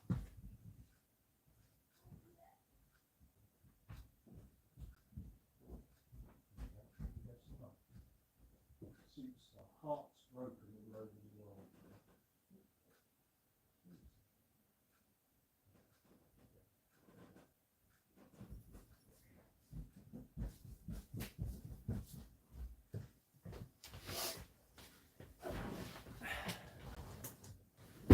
There we go. I was hoping he was going to walk into the room, but he was upstairs, so there we are. Right, let me catch up on the messages. So you've all now met Charlie. Okay. Let's see. Dean Gordon. Right, not a purchase, but just bolted a divider kick plate onto my big muff pedal. It was so easy to accidentally kick the mode switch when stomping on it mid-gig. So far working a treat in testing. Excellent. I'm contemplating, I've got a few Boss pedals, and people keep complaining about putting Velcro on the bottom because they've got a rubber kind of plate on the bottom. Velcro doesn't stick to it very well, and I know you can now buy blanking plates. So I'm going to buy a few because I've got a few Boss pedals I want on my festival pedal board. Kind of similar thing, I think. Well, it's a different thing, but I get what you're saying, Dean. So if anyone out there is using any Boss pedals, or you've got any effect pedals, you may find on eBay, and I think on Amazon as well, people are now producing blanking plates for the bottoms of effect pedals, so you can put the Velcro on without destroying or ripping off the rubber part if the pedal's got that. Wonderful idea. Right, Stacey Lewis, yes, Les Claypool would be stellar. Tom Sage, in short, I know his family from when I was in the States working back in 2008, 2010. You hobnobber, Tom. Joe Goose, how much roughly would a new GB Spitfire cost these days? Depends on your spec, Joe, but I'm guessing you're looking at the best part of 2.5 to 3 grand. You need to speak to Bernie because every GB basically has a different price based on what you want. So there isn't really a fixed price. You would need to talk to the man, decide whether you're having a fancy wooden top or a sprayed colour, scratch plate, what you want the circuit to sound like, what pickups you're having, what hardware you're having, what timbers. All of those factors can have an effect on the price. What you got in mind, Joe? What's your spec? What are you thinking of? So I zoom past there. Stacey, yes, Charlie. My dog Bella says hi. Charlie will say hi, but I've put him back upstairs for the moment with his mum. Joe Goose, it's sold for only 1,800, but I couldn't really afford it as we are buying a new flat at the moment. You're talking about that status, aren't you, Joe? I didn't see that you mentioned that. Did you mention it earlier and I missed it? So I was going to talk to you about that, Joe. Yes, I didn't get that valuation last week too far wrong, did I? I think you asked me what would I consider a fair price for it, and I think I said 1700 to 1900. So the fact it went for 18 is I was in the right pocket. However, I did laugh. I did laugh after our conversation that we had about it last week, where it was at 1500 pretty much throughout the week, and then it went to 1750 with about 5 seconds to go, and I bet the person that bid that 1750, people are wondering what we're talking about. There was a status stealth base up on eBay in the UK last week, and it finished on Sunday, and I know loads of bass players were watching it, and we spoke about it on last week's live chat. Some poor guy had been at £1,500 all week, and some guy put 1750 with 5 seconds to go. And on the very last second, someone got it for 1800. He must have been sick as a parrot, because that's a hell of a jump, 1500 to 1750, and someone just went bang, 1800, and he got it. Lucky guy. I hope he enjoys it. No doubt it will appear on the market with an extra £2,000 on the price very soon. Mark my words. Every state seems to be going for a ridiculous price. Even bases that aren't worth a ridiculous price suddenly getting huge amounts bolted on. It's a market. If people are willing to buy it, that's what the new price is going to be. If people don't buy it, then people have to reappraise. But there we go. Stacey, he's just beautiful. I love him. Yeah, he's wonderful. My daughter, Martin, my daughter is impressed by Charlie. Charlie's fabulous. For a dog that has had so many things happen in the past month, nothing phases him. He's an inspiration, because I've seen a dog who should have been in immense pain allow us, when he got the abscess, he basically ended up with a hole in his body, in his shoulder, infected. He would allow us to flush that out and wash it with antibacterial stuff and what have you. He didn't flinch once, not once. And he's come back since he was in surgery. Well, he wasn't in surgery, he was at the surgery. He came back to us on my birthday, and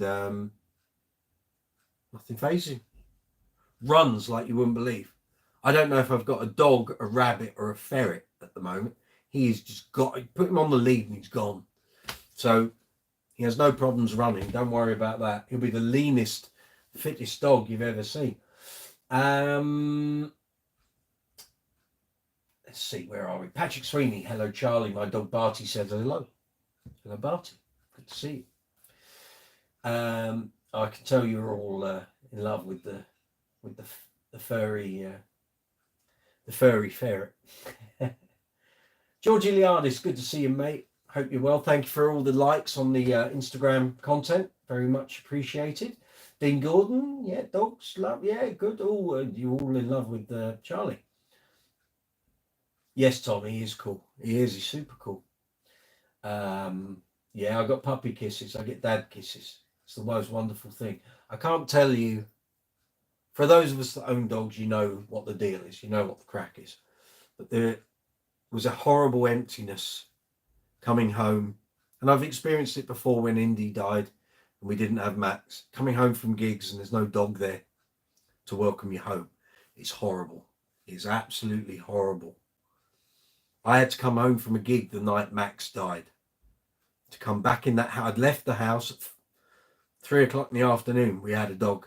I came back at 3 o'clock in the morning. There was no dog anymore.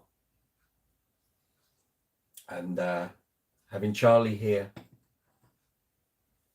I think, what was the first gig I came? Didn't have any gigs the week we were looking after him. Would have been the wedding gig I did the week the night after my birthday. It was the first time I came home and Charlie was here. Amazing. Lots of people don't get it. They don't get the attraction of dogs, cats, what have you. There's nothing wrong with that. That's your thing. But for me, dogs rule. Give me a dog over a person any day. Really, there's no agenda. They just love you for being there, and it's like you can't beat that. Can't put value on it. Dean, does little Charlie get around okay? Yeah. Keep watching, Dean. In a couple of weeks, I'll be doing a YouTube channel for him. I'm going to get all his social media and stuff. We won't bomb you out the door with it. Don't worry. This is a base channel, not a dog love channel. But he will have his own YouTube channel, and you will see what this dog can do. It's quite. I'm gobsmacked. When we had him for the first 3 days before he went back into surgery. He wasn't getting around like that, but he'd only had the amputation a couple of days before, and he had the abscess. He was barely hopping around. When he came back from surgery 5 days later, he was running up and down the garden, and I was with my heart in my mouth going, "Who can't do that? He's going to break his leg because he's only got one front leg." No, he's been over to the common today on a lead. We can't let him off the lead. He will just run. And I can't, I don't have a knackered knee. I've got a painful knee, and I think I've torn something in the knee, which needs to get sorted. If he ran, I couldn't run after him. So, yeah, that's the situation. So he stays on the lead, but my God, he moves. So look, Dean, I've had the exact same problem with Digitech pedals and Velcro, always fixing them back in place. Yeah, I tend to glue Velcro onto the base of pedals, but now that I know, certainly with the Boss ones, that you can buy these blanking plates, I'm going to try and find if that's the case for other brands, because there are some that just, it doesn't matter what you put on that Velcro, it is not staying in place. So we'll see. I just asked Nick Smith to join us. Mr. Smith. Mr. Smith, very good. I've known Nick Smith since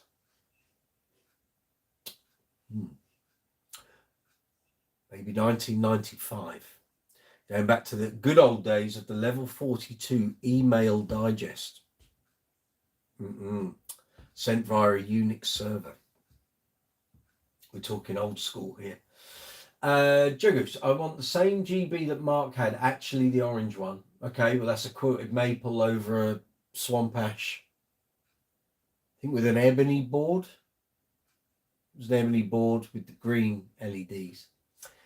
Yeah, if you want LEDs in fact, last time I saw Bernie, he was saying he wasn't going to do any LED installations anymore. So it might be that you'll have Sims LEDs, where you're looking at, if you can have fronts and side fiber optics, you're looking at 700 quid there. So for that sort of base, I think you're looking at in the region of 3 to 3.5 grand there, Joe. Because the GB will have a price and then the LEDs will be on top. So yeah, you're probably looking back between 3 and 2.5. Sorry, what am I talking about? Between 3 and 3.5 would be my estimate for that. Yes, the status, yeah. Do we know who bought that status yet? Has anyone stuck their head above the parapet? I haven't seen anyone on the Facebook groups say they've bought it. So chances are it's going to appear on Base Brothers or Base Direct, isn't it? We know this. I was very tempted. I was nearly bought it, but I'd have to go all the way to collect it. There was a postage cost on it, and I thought, do you know what? It's got bangs and dings on it, and that's fine. But I just thought, oh God, I don't need it. I've got enough statuses. If something really nice came up that I wanted, fair enough. But I haven't been busy enough with gigs lately to facilitate that, unfortunately. Patrick Sweeney, I know Nick Smith well. He could talk about his enormous collection of bases. I might have to hand over to him at that point. I'll go and grab a snooze because we could be here for several days. Hope he joins. Very good. Sorry. Well, I'm scrolling down on the mouse and it suddenly jumps down a whole page of comments. Lewis Wingrove, have you tried barefoot buttons? Much easier to activate and they look great. Not heard of them. I'll check them out, Lewis. Dean Gordon, I haven't. Let me look them up. I Okay, version 1 is standard for most pedals on barefoot buttons. Version 2 is smaller and some custom sizes for bigger bores.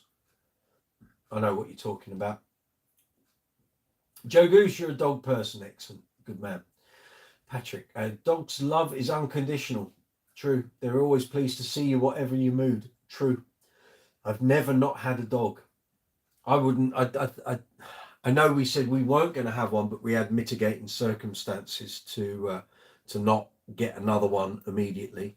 But it's now a case that if we end up taking on the in-laws' dog, then we'll have two. We'll just have to make it work somehow. We'll manage. We'll see where we go. Anyway, Lewis, I grew up with Great Danes. They're a bundle of fun, but they don't live very long, sadly. Bed hogs. I tell you, I think every dog is a bed hog. This one's small and it still manages to have me sleeping on the razor blade's edge. But there we go. Dean Gordon, Lewis Wingrove. Oh, those are cool. Thanks. That wasn't my issue, unfortunately. The pedal in question is a little mode switch just above the foot switch. I know what you mean. And it sits on a hair trigger. Fixed now. Very cool. Then my mum, Charlie's a very lucky boy. Michael will look after him excellently. We try our best. Dean Gordon, I was gigging near Base Direct last weekend. So took a detour to stop in. They were closed. I saw your message, Dean. Yeah, I think that was on Base Chat, I think. Or was it on Facebook? I can't remember. Half day for the coronation. Yeah. Yeah, I'm actually going past Base Chat this weekend, and I'll be going past after they've closed. So, yeah, sadly, no visit for me. But there we go. There are other days.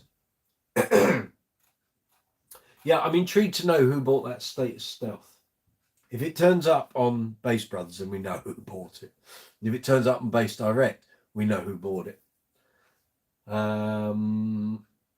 It was Instagram. Right, got you. Yeah. Cool. Anyway, here we are. It's 9:37 here in London.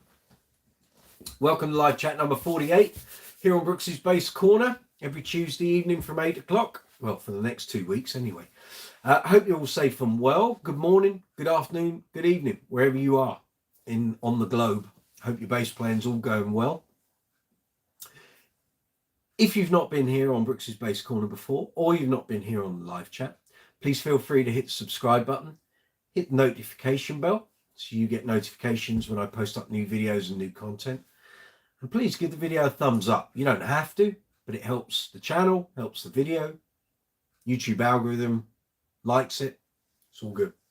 So if you've not been here for a live chat before, the part you're watching is the video window. If you're on the mobile app, directly below is the live chat window. If you're on the desktop version, it's that way.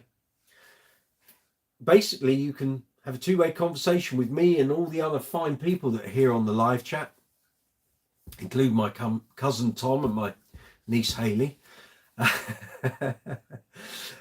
Put your insertion point, cursor, pointer, whatever you want to call it, into the live chat window. Type your comment or question, press send. It comes up on my live chat window here, and I can respond to you. At the bottom of the live chat window, you'll see an emoji icon. Feel free to hit that as much as you wish. Don't be afraid. YouTube algorithm loves it. It means you're getting involved in the conversation.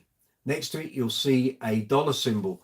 That's called Super Chat. That allows you to make a financial contribution towards the channel, keeps the channel going. You don't have to, the videos are free, but if you wish to make a Super Chat payment, donation, feel free to do so. Underneath the video window here, you'll see a row of icons. There's a thumbs up and a thumbs down. Thumbs up is what we prefer. If you want to give it a thumbs down, feel free, but please leave a comment so I know what you don't like. I can't make it any better if you don't tell me what you don't like about it. You'll see a share icon, which allows you to share the video out to social media, websites, email. There's a save icon, which allows you to watch the video at a later date. Then you'll see a love heart with a dollar symbol in it. That's called Super Thanks.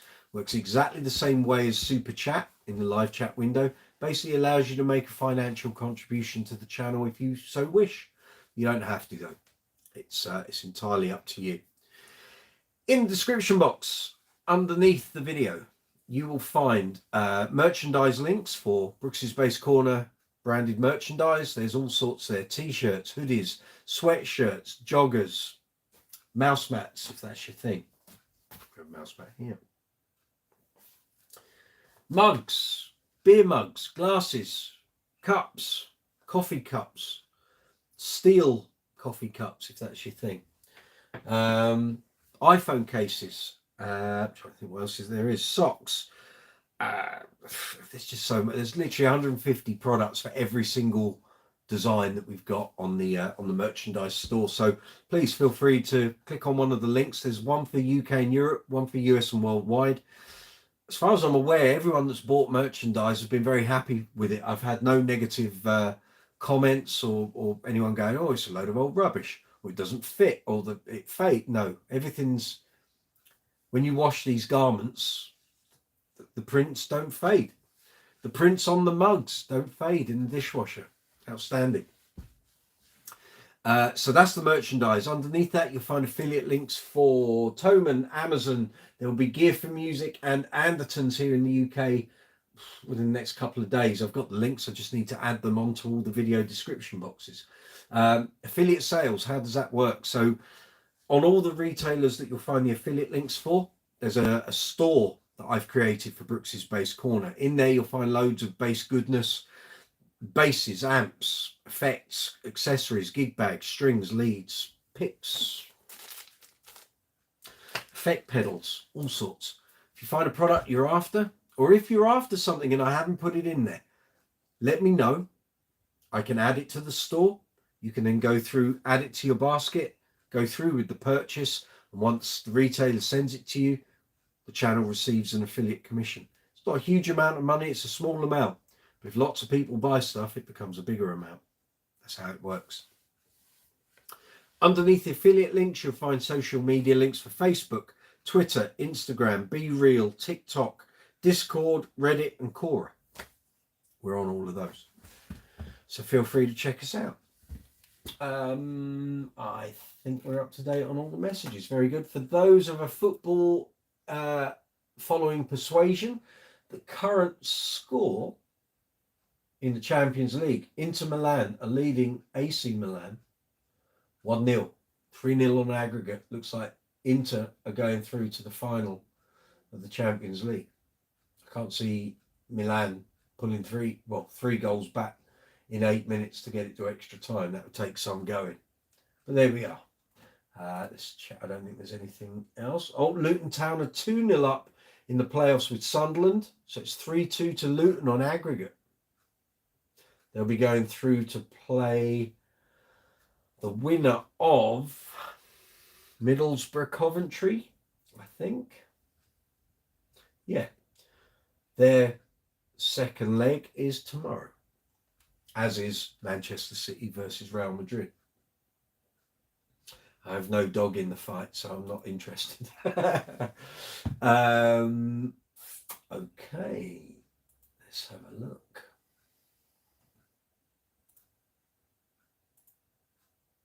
Very good.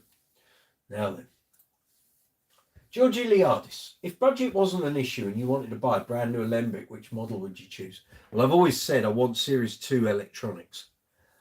Model-wise, I probably wouldn't pick the standard large body affair because they're just huge. They really are. Sound lovely, classic design, but it weighs a ton.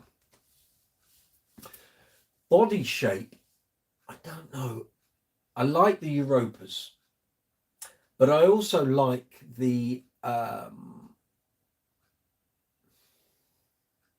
Persuaders, but I'd have humbuckers in it. I've never played an Alembic with a P and a J that sounded like full on, because when you solo the pickups, there's always a bit of a power discrepancy. When you've got both pickups on and firing, they sound good, but when you solo them, there's always something not right. It's just the way the Alembic electronics solo out each pickup. But body shape, yeah, Persuader maybe, or Europa. Actually, let me call up the current body shapes. I'll tell you. Could I have one of each? Is that a possibility? Let's just have a look at the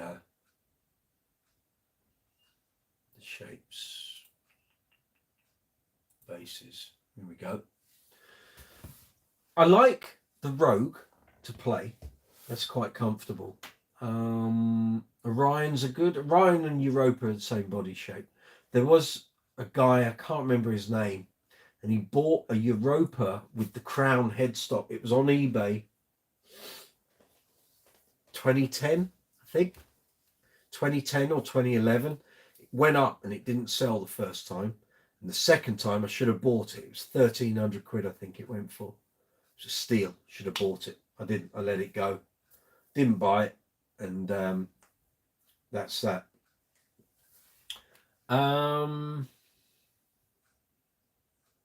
Yeah, I'd want Series 2 electronics, but I'd probably have it in a Europa body shape for me, I think, George. I don't think you've got an Alembic, have you? Have I got that wrong? Have you got an Alembic?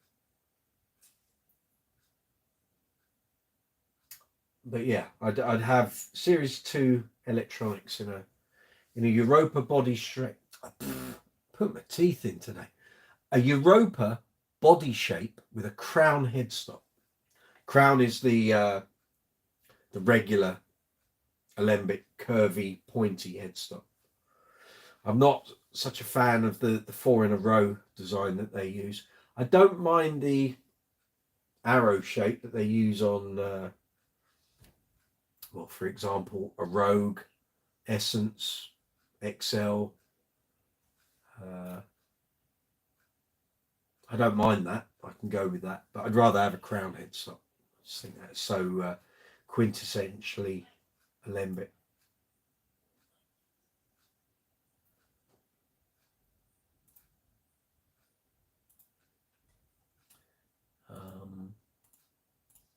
Okay. If anyone's got any questions about any of the content I've been posting up on Facebook, the old review scans, feel free. If you want to ask anything about any of those reviews, the interviews, amp reviews, pedal reviews, any of the features, go ahead. I'll happily answer anything that's in there, really. Martin Fay, do you have a favourite pickup config? No, I don't. I like all of them for different things. They all sound so different. And even with like Sims Super Quads, my favourite config on that is a humbucker in the neck and a split coil in the bridge. I've never had a bass with that configuration in my life, but to my ears, on my my Lodestone, it's got my Super Quads. I love that.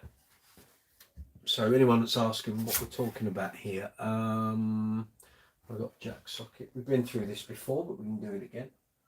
I don't think I've got a jack to jack in here at the moment. I think they're all side. Yeah, they are. So basically, this has got Sim Super Quad pickups. Got 2 controls here. And basically, each pickup has 4 coils, which can be switched on and off. So there's 1, 2, 3, 4, 5, 6, 7, 8. Each one of these switches is a 3-way switch. Basically, that will give you 3 options. So in the down setting, trying to get it right, it's a split coil, like a precision. So you can have a precision there, or you can have one in here. Next setting, LEDs turn green, a single coil, like a jazz bass. So you'll end up with those 2 coils. In the upper position, it's all 4 coils, so you've got a humbucker. So the permutations are endless. So with the pickup pan, you can solo each pickup or have them both on in any permutation of split coil, single coil and humbucker. But I really like a humbucker on the neck pickup and a split coil in the back. Sounds great. If you've got a bass with Super Quads, try it. Sounds fabulous. But no, I don't have a preference, Martin. It's I like all the different configurations for the different things they bring to the table. I love an old traditional P bass. Love a J. PJ, what I've just bought. on the Lakeland. PJ there on a 4464 in ice blue metallic. I love 2 humbuckers. I love 1 humbucker on a Stingray. So, but I work on the basis, Martin, all these different basses have different sounds, different flavors, different tones. What you employ them to do, that's up to you as the player. But that's also why I've got a load of basses. Because I use them for different things, different bands. If someone called me up and said, I need you to turn up the studio, I need a P, a J, and a Stingray, and an acoustic bass. Job done, I've got all of that. So, yeah. George Iliadis, unfortunately, no, dynamite prices. And they've gone up since lockdown as well. Had an opportunity years ago to purchase and let it go, still regret it, as I do with the WoW. Although, I'll stand by it. The WoW that I played, that I could have had for £950, Mark III, 5-string, didn't sound that great to me. Just didn't set me on fire. I couldn't see the point. Little did we know. Probably could have got about £9 for it now. Here we are. Dean Gordon, oh, Guitar in Edinburgh has a pre-owned model with those pickups. I tried it out. I've seen that. I nearly ended up ordering it a couple of weeks ago. I tried it out but forgot the name. Yeah, that's the combination I use most on my Enfield custom shop. There we are. We're men of great taste, Patrick. I've said this before. We know our onions. Yes, we do. It's funny, I stumbled across that setting. I took, Martin loaned me, there was a Rosewood Lionheart. He did a couple like it, English Rose it was called. And I took it with me out to Israel. And so I was doing 28 gigs and I got to know the pickup configurations really well. And that was the setting I pretty much used most of the gigs.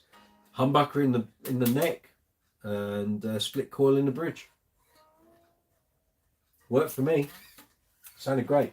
Sounded better than the double humbucker setting, which I found was that became a bit too top and bottom and no mids. The bass I had no mids on it. It was just bass and treble. And thankfully this one's got a John East Unipre in it. So we've got bass treble boost, and treble boost, and sweepable mids. Yes, sir. It's great. I need to get this out on some gigs soon. And need to do another video. I need to do a review video of it for the channel. I did the demo 2 years ago. Anyone that wants to see, let's have a look. I can pull that up. Just bear me a second. Here we go.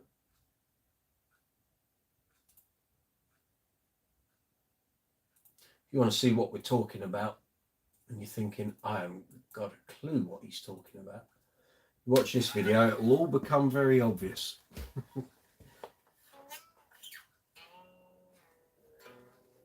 So it's a demo video. I think it's about 5 minutes long, 6 minutes long. I don't think it's particularly long. I don't think it's that long.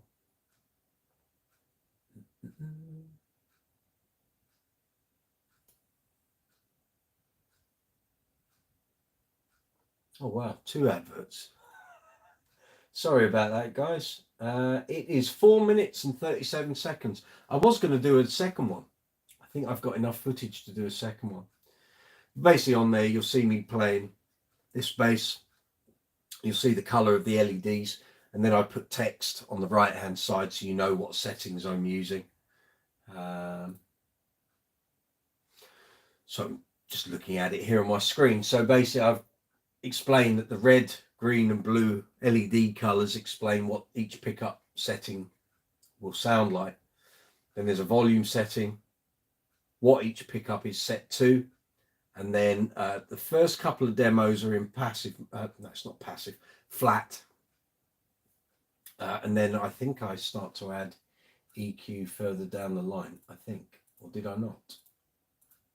Yeah, I did. But there's actually probably enough footage. If I go back to the folder that all this was put in, I've probably got enough there to do another video. So maybe I should look at doing that at some point. But I'd like to get the review video done first. I think that'll take a priority. Yeah, there we are. Anyway, cheers everyone. Good to see you all. Hope everything's good.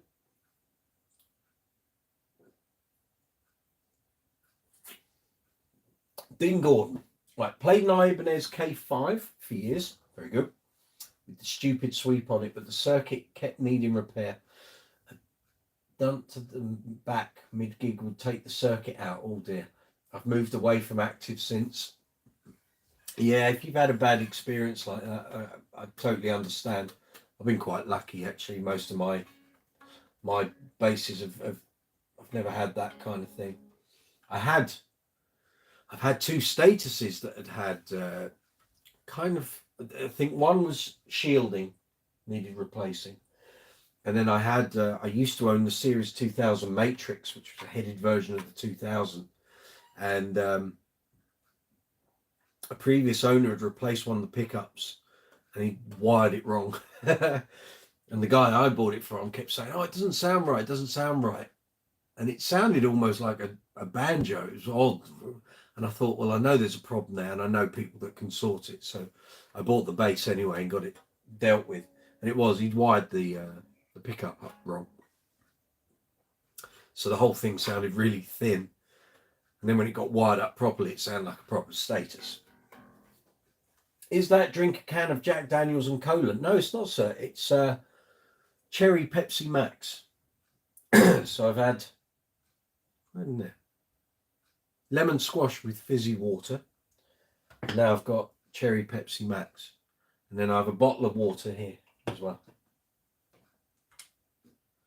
Got to keep the throat lubricated. I tell you, on these long live chats, it gets a bit dry with all the chat. If you go back and watch some of the epic live chats, you'll see after about 4 hours, the old throat gets quite raspy. Why is it not a can of Jack Daniels and cola? Well, quite. I can't be seen to be drinking on a live chat. One day, maybe. When I hit 10,000 subscribers, how about that? That's some way off. I think we're on about 2,863 at the current time of broadcast. But that's good. I don't mind having a small number of subscribers because it's people that are following the channel and following the content. There's no point having hundreds of thousands of subscribers and they don't watch anything you produce. Absolutely no point. Ed, good to see you. Why do you think Gibson doesn't produce better basses? Oh, now there's a question. Ooh, I'll open that one to the floor. Help yourselves, guys. I don't know. You'd think with all their experience and coming up through the same period that the Fender came through, they would have done better. But they've always stuck to this twin humbucking thing, and I don't know, they never pushed the envelope on the basis, have they really? And aside from maybe 3 or 4 guitar designs, they've never come out with anything that's improved on what they did historically. I don't know. Gibson's always been a bit of a misnomer to me. I've never heard a Gibson bass that made me go, wow, I really like that. And I've never played one that I thought was particularly great. They're okay. There's nothing. I always feel like there are a lot of image over substance. And just look at how many people buy Les Paul guitars and the headstock snap. Something fundamentally wrong with your design if that keeps happening. Or you're using cheap timber that can't stand up to your truss rod. So I don't know, Ed. I don't have the answers, but I don't know. I just, with Gibson, I just think they've always sort of sat on their laurels. They came up with a couple of good guitar designs and they didn't feel the need to do anything better than that. Joe Goose Bass, there's a lot of Alembics coming up for sale recently. Yes, because people are trying to cash in and get maximum money. That's why. They went up hugely in price over the course of COVID. The prices you're seeing for Alembics were not the case 3 years ago. They weren't. Neither of my Alembics had rocketed in price in the time. So I bought one in 2014, one in 2015. By the time we went in a lockdown in 2020, they probably hadn't really appreciated more than about 500 quid each. I don't think. We go into lockdown, suddenly people want to buy gear that they've always been after, or sort of, you know, I really want to own this. I really want to get that. And so I was watching, and suddenly a couple of Alembics came on and they rocketed in price. And then the old style classic Alembic shaped body bases, Series 1, Series 2s, every time one came up, it went for top dollar. And I think what's happening now is people who've got them are looking at the prices they've been going for recently and thinking, well, I'll cash in. I'd rather keep hold of mine. There's a lot more playing to be done with those, I feel. Ed, what do you think of the Gibson EB bases? I don't think I've even played one yet. The last Gibson I played, hold on, was it guitar? No, guitar. PMT back in, I think it was 2017. 2 seconds, I'll just call up the review, I'll tell you. Bass reviews.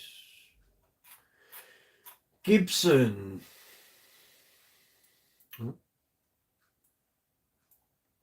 Gibson. It was an EB bass. There we go. It was in. I reviewed that in 2016 and it was published in 2017. So I have played it. It was all right. Same old thing. Nothing about it that made me go, wow, this is great.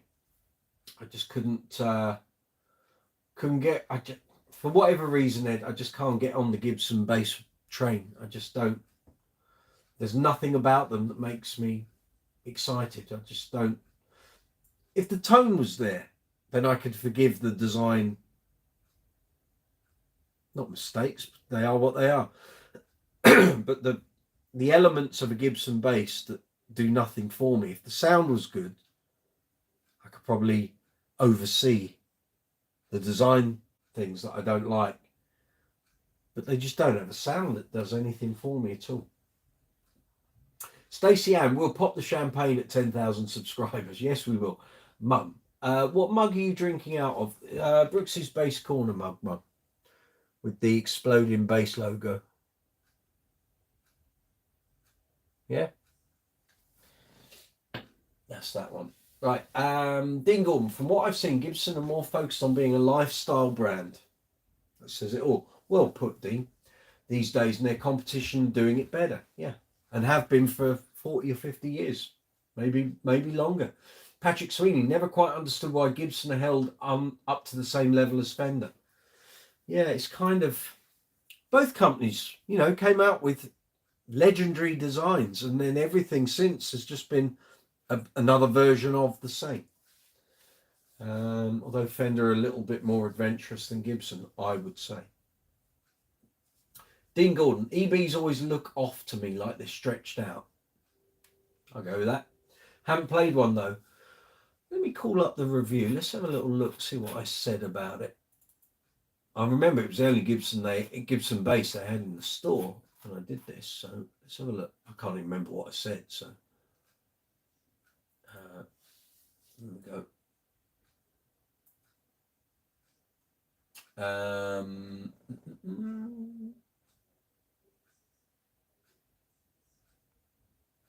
849 it was back then.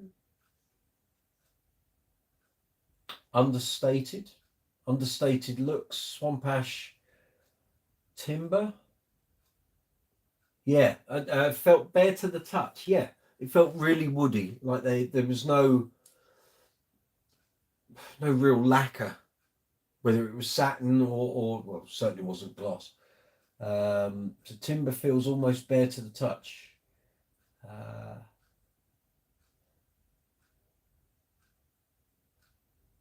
Only contouring on the rear, nothing on the front. No cutaway. 24 fret neck. Set neck. Base balance well. There's a compact feel. All right. Let's have a look, see what I gave it ratings wise.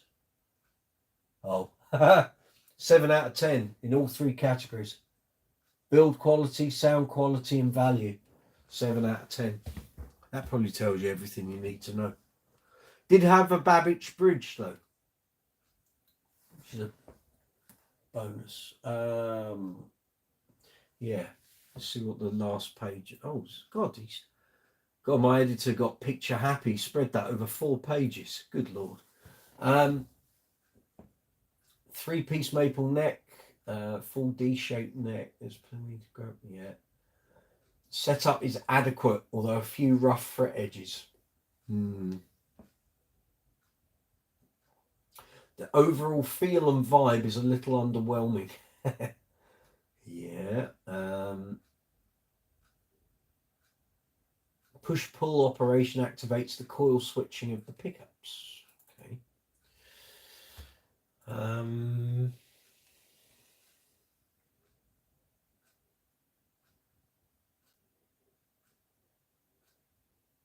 I said,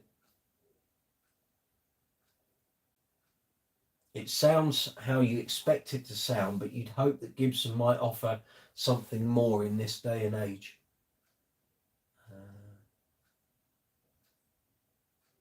The coil taps help to push the tonal display forward. They offer some colour, but with only a passive tone control to play with, there isn't a vastly different character to the overall signal, which comes across a bit one-dimensional. But if that one-dimensional sound works for you, then all well and good. This is not a bass that will break the bank, but you still expect high quality. So that's the Gibson name on the headstock. The instrument should hold its value fairly well, although being US made shouldn't instantly instill a wow element these days. And indeed, to our ears, it doesn't. This is a solid enough performer, a competent rock bass without much visual and tonal sparkle. In this mid-range price bracket, there is serious competition for your hard-earned cash. So consider other options. There we go. I think I pretty much nailed that one then.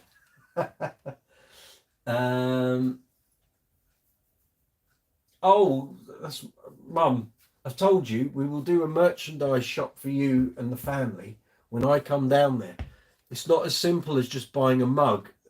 If I just order a mug, it's going to cost something like £7 in postage. It makes more sense to do multiple merchandise order in one hit. Trying to get everyone's favourite colour and size and item is too sporadic via WhatsApp. So we'll do it when I come down and I'll bring a laptop with me, all right? Scott, good to see you, friend. Hope you're well. You have one Les Paul Jr. DC basses and matching guitar. 30.1 inch scale, and you love it. Excellent. Great sound, a great player compared to other Gibsons I've played. There we go. But as with any manufacturer, you're going to find, said it before, say it again. You can have 10 basses from the same range, the same model, but the same manufacturer. Does not mean they're all going to sound and play the same. So, in fact, you've got a good one there, Scott. Keep hold of that.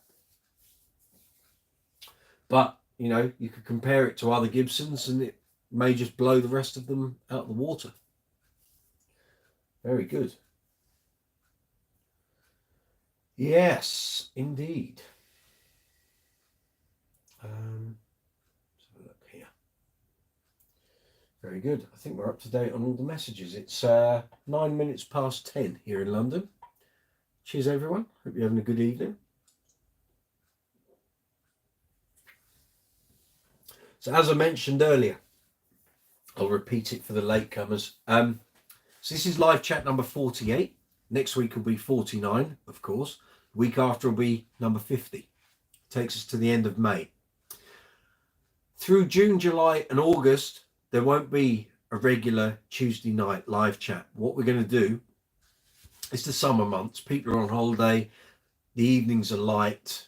Obviously, it's different places in the world, but for those of us in the northern hemisphere, you're going to have other things you want to do on a Tuesday night during the summer. So we're going to do one live chat a month on the final Tuesday of each month. So 2 more live chats in May, then 1 at the end of June, which will be on 2 seconds. I'll call up the diary. That will be on, and I'll put these up on the YouTube channel probably tonight or tomorrow, so they'll already be in the listing. So the live chat for June will be on the 27th of June on a Tuesday, which coincides with the passing dates for John Entwistle and Chris Squire. Then July will be the 25th of July, and August will be the 29th. So there's actually quite a gap there. That's 1, 2, 3, that's 5 weeks between the July and August one. Gives us all a chance to recharge a bit. We've all got gigs and stuff going on through the summer, I would imagine. So we can all have a bit of a rest and a recharge. Do the 1 a month live chat, and then we'll come back to it in September. And if everyone wants to go back to 1 a week, that's what we'll do. Yeah. So there we have it.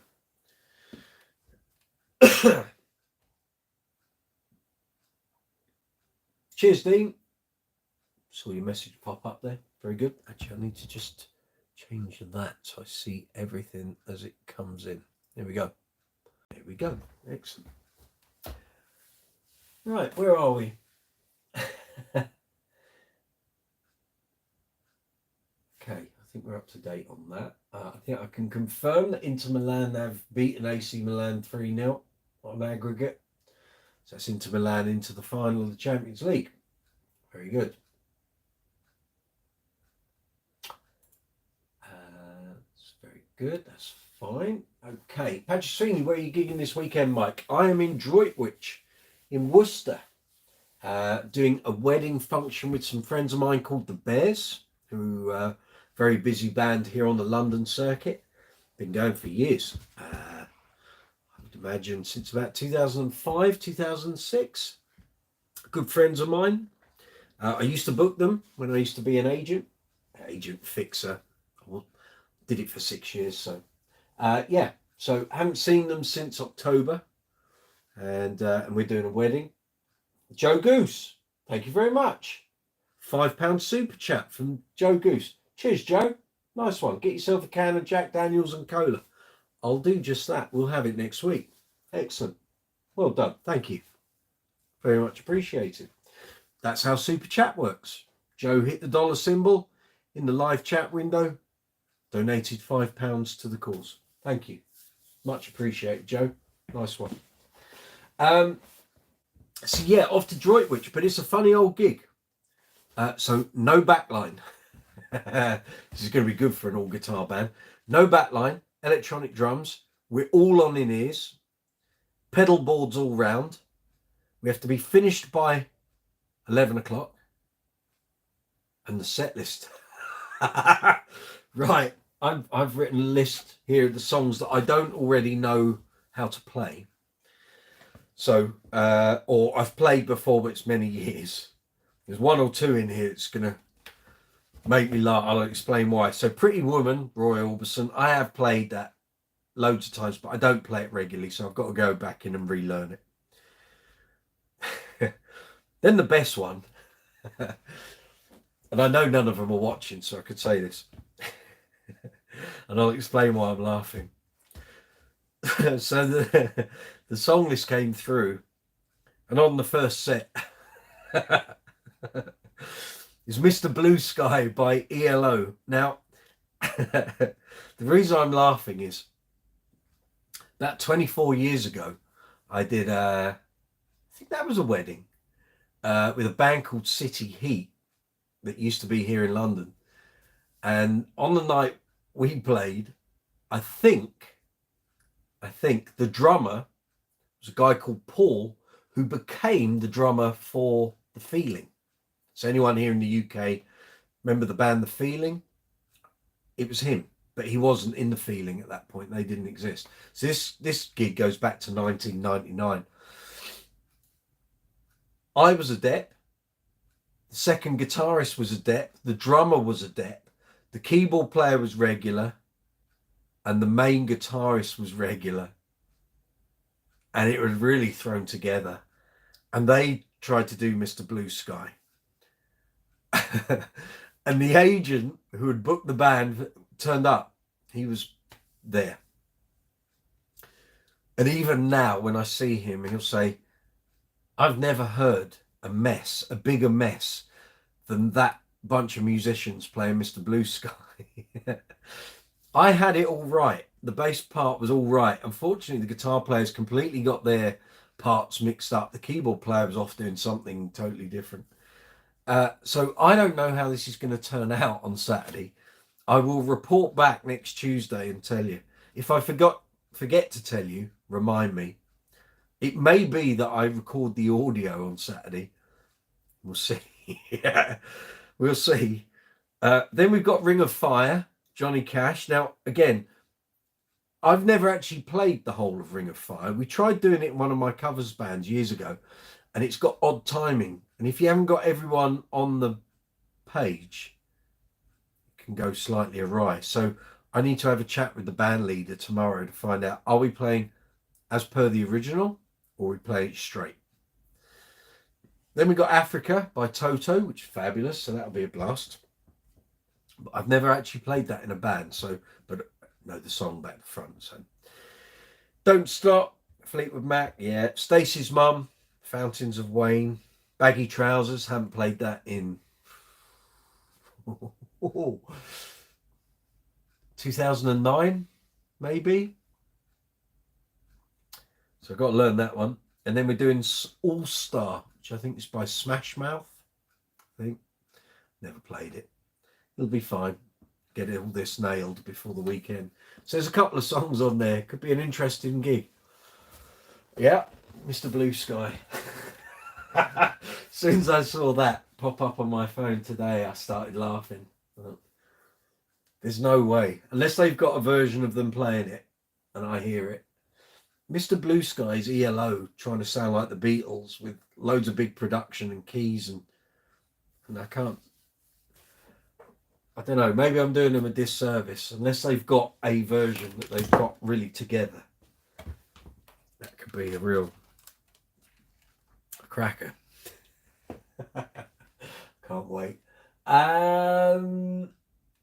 Patrick, sounds like there are maybe a sound limiter in the venue. Yes, so basically we all have to plug into this band's mixer and then that mixer has to go into the venue mixer.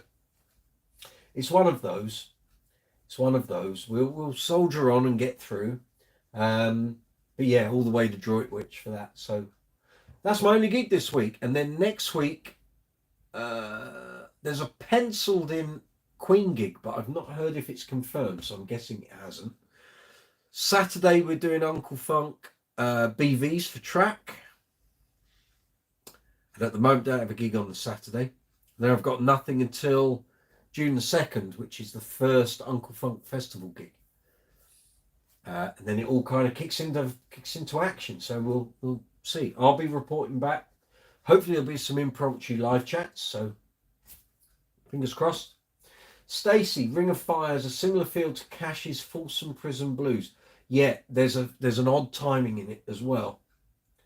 I think. But again, it's ages. When was that? We were trying to do that. That was when we were in Israel.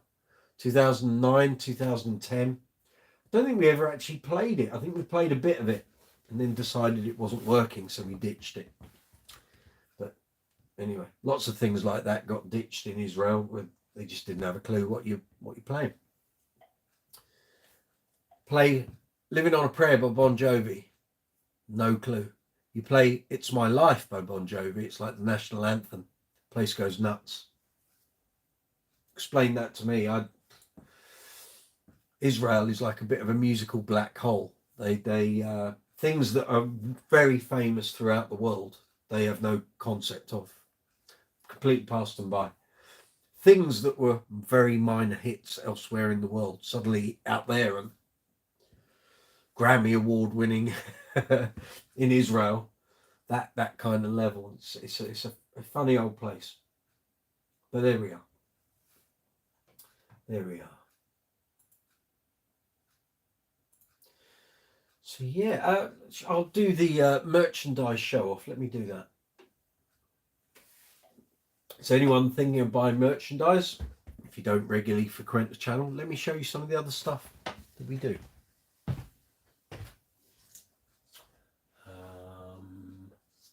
Caps are out there, so that's what I've got here. So we have a variety of t-shirts. So as you can see, this lovely number, tip the bass player, they're the reason you're dancing. Quite true. Then we've got a royal blue one here with the multicolored bass logo. If you're wondering what the bass is, it's my GB Rumour, my Kingfisher blue one. I designed it. It's basically Bernie's original template, but bigger. The template he showed me when I first placed the order had much thinner horns and the body was slimmer. I said, no, I want them bigger, fatter. So that's my base. No one else has got it that size. It's Mike Brooks's base. Kingfisher blue. So this is a sky blue. Ice blue, I think it's called on Spreadshirt. But yeah, so that's that number. And what we've got here, oh, long sleeve navy with the logo. So again, GB base with the sunset effect text. And then we've got, oh, this is called a ringer t-shirt. So basically it's got white rings, sleeves and neck, black, exploding base. You get these variety of colours. Again, check out the merchandise pages. You'll see what's available. And then we've got this, which is peacock blue with the exploding base. And then there's a couple of other bits and bobs, but I haven't got them in here at the moment. So yeah, so there we go. So if you want to head over to the merchandise store, links are in the description box, or you can have a look at the merch shelf that's underneath this video. There'll be some merchandise there.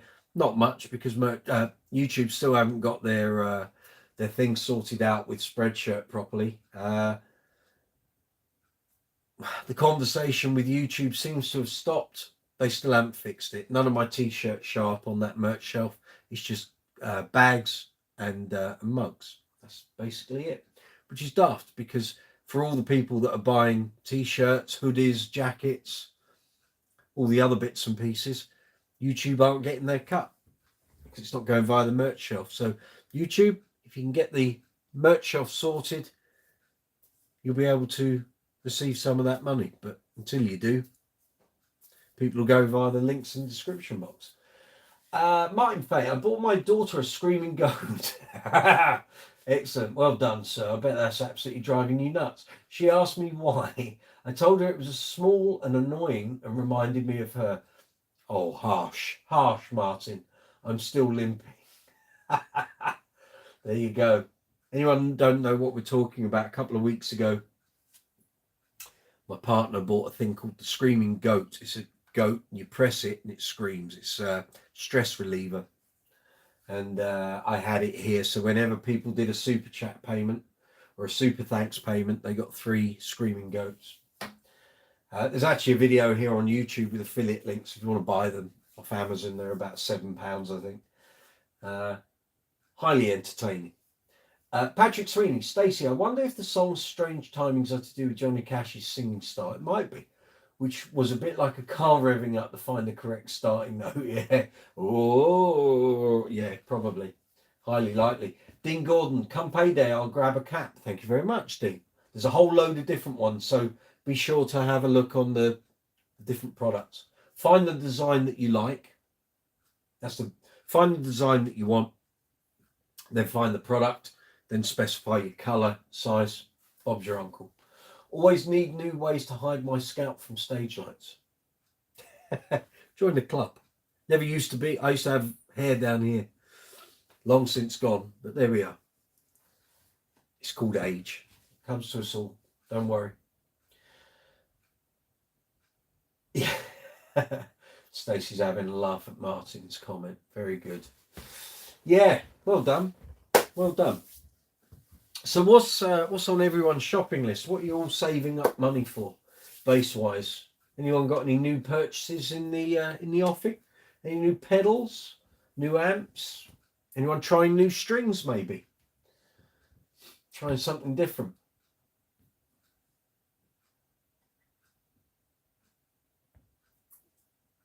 Dean Gordon looking at getting a second bass as a backup. Cool, and in several minds about what to get. Right now, here we can have a conversation. Band is Heavy Rock. Just played Desert Fest in London. Cool. Use an Aria Detroit PJ 5-string right now. Okay, I've just bought 5 new pedals. Joe, you've got Mike Brooksitis. Right, okay, going back to... We'll come to Joe's pedals in a moment. Dean, what's your budget? What are you looking to spend on a second backup bass? Budget will dictate everything. And what pedals did you buy, Joe? Need to tell us that info.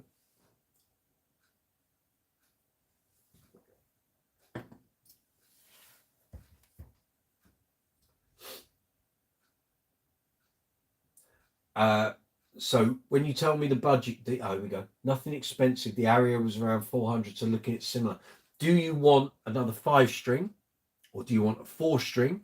And regardless of which you go for, do you want another PJ setup, or do you want something like a jazz, 2 single coils, or do you want something with a humbucker or a pair of humbuckers, or a humbucker and a single coil? What's your preference?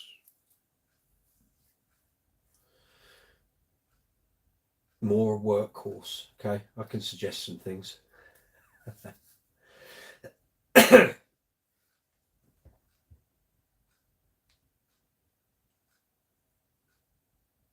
And are you looking for brand new, or are you okay with second hand? Joe Goose, all Boss pedals, excellent. Boss LMB3 limiter. I've never seen the point in their limiter pedal. I haven't. I'd always buy their compressor over that limiter, but you can tell me if you're getting good use out of it. SYB3, I think I've got that here. That'll be my pedal box, which is there. Come back to you about that. I think I've got an SYB3 as well. Boss OC2, original brown one. Got to have one, you know. ODB, that's the distortion, I think, isn't it? Okay, Dean Gordon was just looking at another Aria Detroit, but really like the look of the humbucker on the Harley Benton 25th anniversary. Right, let me throw something into the mix, Dean. I might be able to save you a few bob. Hold on. Okay, if you're looking at Harley Benton, please. Okay, I'll send you the... Okay, well, I'm going to put it in the live chat, okay? I'm going to post up the link for a demo of a Marquis bass, which to my mind, when I reviewed these for the magazine, they were about £250. About a year ago, they were down to about 180 on Thomann. I think they've gone up to about 195, 200 now. In my mind, these Marquis basses by Harley Benton are the best value basses I have ever played in my career. Look great, built great, sound great, play really well, balance really well, and look the bomb, right? So I'm going to put up the demo link for the 5. You'll probably, if you get to the end of the video, there'll be a click here for the 4-string version. So have a look at that. Have a look, have a listen, see what you think. These aren't review videos, these are demo videos. So basically it's me playing a line multiple times, different EQ, different pickups. You'll get an idea. These things are not expensive. For the £400, you could buy the 4 and the 5. And they are they humbucker? No, I think they're PJs. Hang on. The 5-string is a humbucker, 4-string is a PJ.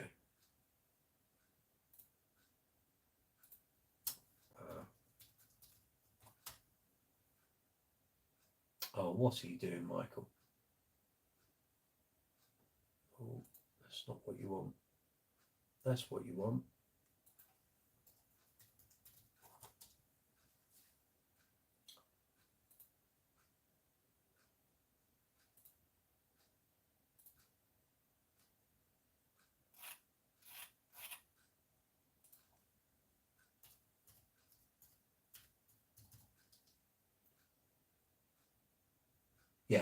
4 is a PJ, 5 is twin humbucker. Joe Goose, all the pedals are not the digital version which come in the black boxes. Got you. Okay. Patrick Sweeney just bought a Sterling Ray 34. You were talking about that. Waiting for it to arrive. X demo. It's coming from the States. Was much cheaper than the £1,200 price tag we talked about last week. Yeah, here. I'll let you know how it is. Yes, please. Dean, thanks very much. Good. Joe Goose Bass. Boss LMB3 is my favourite pedal ever made. Really? Really? Has the thickest sound for groove style playing, and the enhancer sounds great when you have old strings or want some highs. I remember when that came out, maybe it was an earlier iteration of that limiter pedal, and people used to go, does the enhancer even work? Does it do anything? Because a lot of people just couldn't hear it. And I think Boss even did an enhancer pedal, which, considering the feedback people were giving on the limiter and having the enhancer, they then did an enhancer pedal. I think that's the case. Yeah. See, first time a lot of us saw enhancers was on SWR gear. So they had an oral enhancer, which SWR gear was already quite hi-fi. You then throw the enhancer in, it becomes like a transistor radio. It's like very tinny. Dean Gordon, I've given the vid a like to save it. Thank you very much. Pleasure. That if you want the link for the 4, I'll put that there as well. Hold on. There we go. So here's the 4, Dean. See how you get on with that. So they're both demos, so no more than 5 minutes, I think, each. Review videos tend to be longer. Joe goes, people complain about the ODB sound like a beer in a can. Bee in a can. That's what you can. And you can get that, say a wasp, because wasps are noisier than bees. And you can get that sound, but the idea is not to put everything on 10. Correct. You're very subtle with it. Everything is on 1 or near 1. Cool. Yeah, all these pedals, all the dials, so many times people just go crank, crank. People do it with amps. The amount of time you go in a rehearsal studio, all the bass and trebles on full. And then they wonder why it sounds crap and the speakers are blown. Just use a little bit. If it sounds too bassy, don't turn the treble up, turn the bass down. If you want more treble, don't necessarily push your treble EQ to full, just turn the bass down. Then you're not pushing all your EQ. And when you've got flat out and there's nowhere else to go, and you go, I want more treble. Just turn the bass down a bit, bring the treble down, you've got more room to maneuver.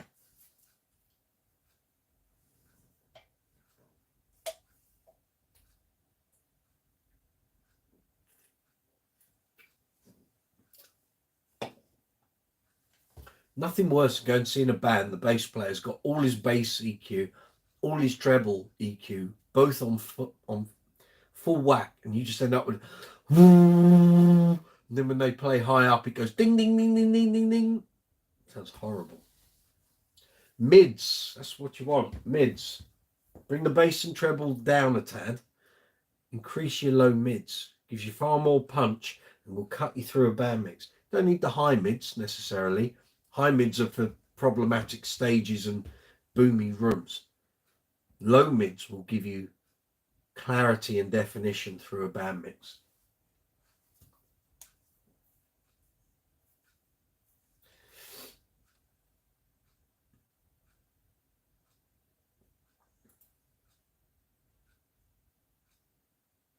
So, for latecomers, my cousin, earlier in tonight's live chat,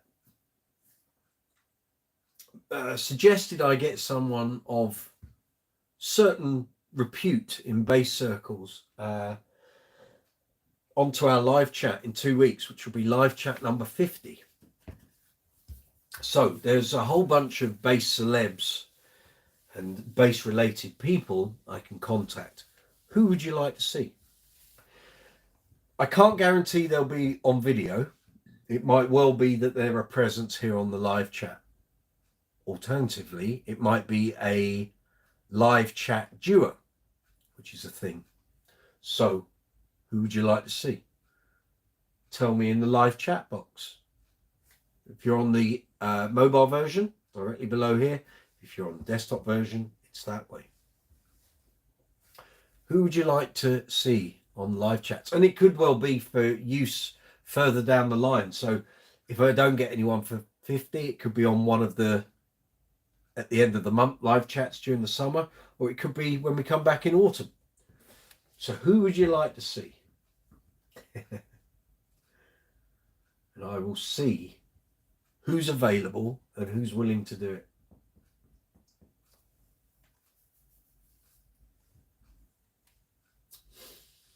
Joe Goose, what's your opinion, Mike, of Stu Ham? Stu Ham is an amazing player. Outstanding player. Personally, I've never spent a huge amount of time with him. Although we've crossed paths many occasions. He's usually busy doing one thing and I'm flying around a bass show to do something else. His bass, do you mean the Warwick thing? The Warwick Stu Ham bass, is that what you mean? To me, Stu Ham will always be Kubicki, whether I can't sort of move away from that really. It's Fender. Well, he had a couple of different Fenders. He had the Urge and then there was the bigger bodied version as well. Tom says, looking forward to 50th now, but need to hit the hay early start in the morning. Cheers, Tom. See you soon, mate. Take it easy. Happy bass playing. Tony Levin. I did questions that were submitted by email for Tony Levin back in 2014. We've never spoken directly, never met him, nothing. But noted, Martin. I'll add him to the list. Tom Sage. Yeah, see you all next week, Tom. I'm reading his message and talking too. See you next week, cousin. Good. Take it easy. Joe, so are you asking me what I think of Stu Ham, or are you asking me what I think of his Fender bass? And which model? Are we talking about the slim-bodied medium scale Urge from 1993, or are we talking about the bigger version of his Fender signature bass that came out, I think, around 96, 97? Which one do you mean, Joe?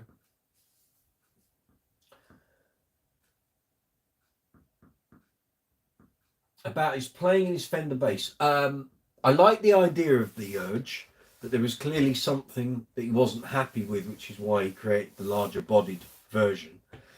I've never played one. I've never played one of the small Urges either.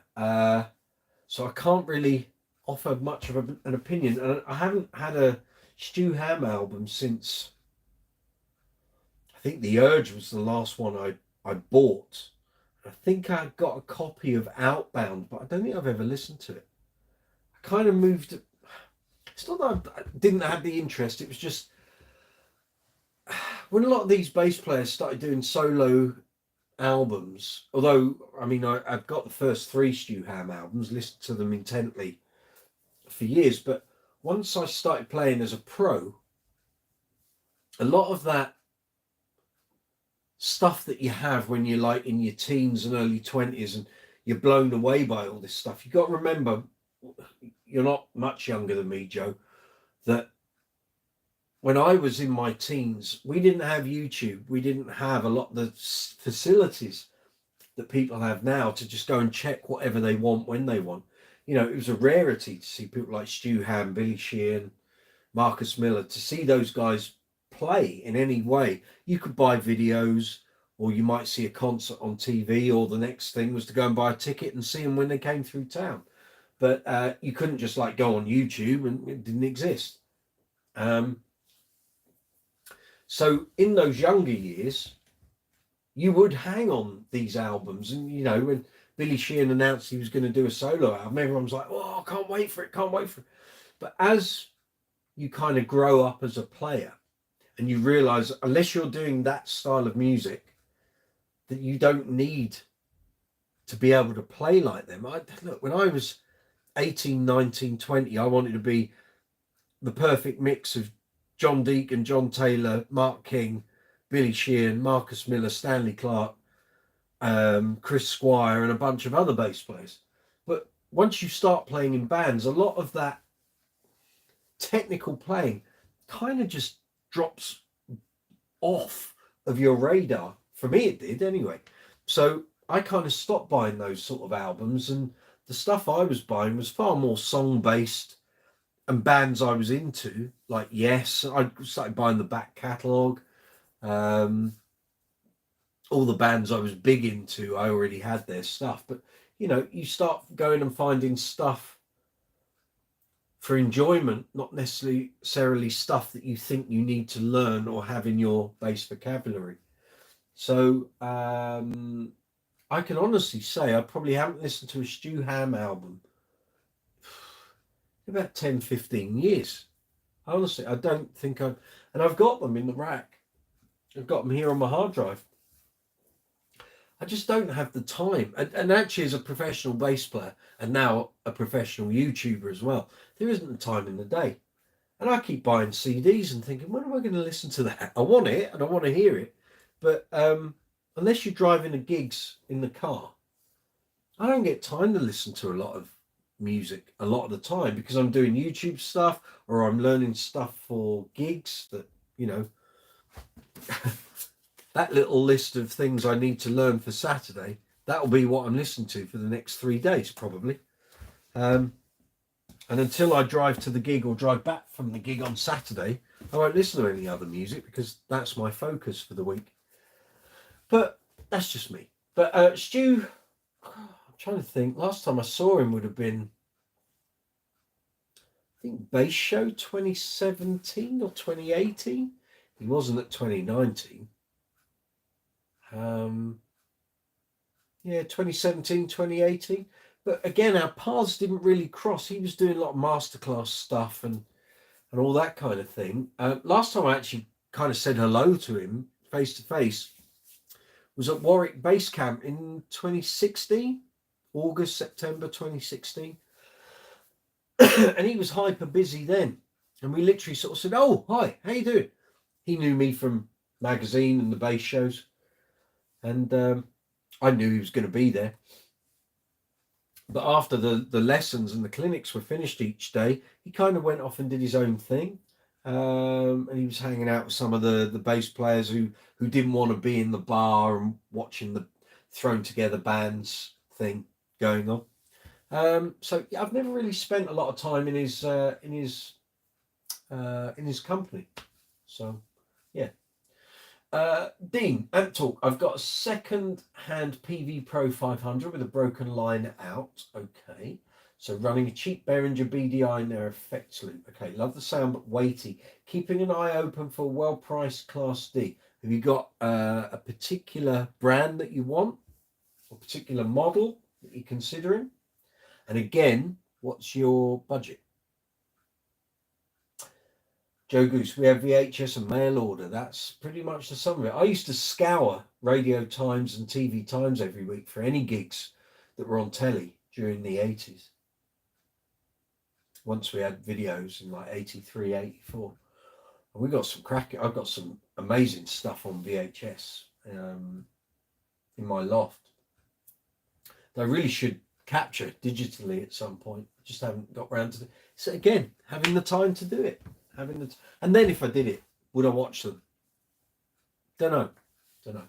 But I have got some great stuff that I recorded off the telly years ago. Jagos, I always say it's much easier to get good these days. It is, because there's far more stuff for you to reference, and you know, lots of the books that are on my shelf, you can find scanned versions online. That was never a thing. You wanted something that was in a book, you had to buy the book. You wanted to hear someone's latest album, you had to buy the album, or a friend that had bought it and would do you a copy of it. And invariably, anything that I copied, I think, when I was younger, I've now gone out and bought. So, you know. Mystery. What's this? Is this what's it? Word association. Is that what it is? We can do a word association. That's what you lot want. I don't know.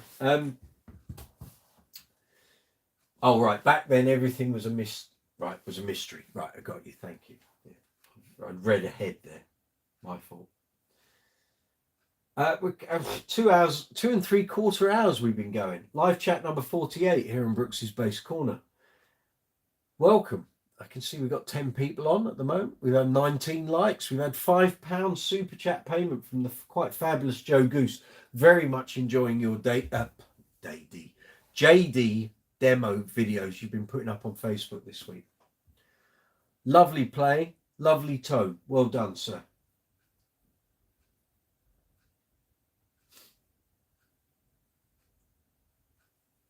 I might have to come and see you do a gig soon, Mr. Goose. I haven't got any gigs down near your way, sadly, at the moment. It's very hard for you to come and see me play. But thanks, Mike. We have to thank John Diggins for that? Yes, we do. Yes, we do.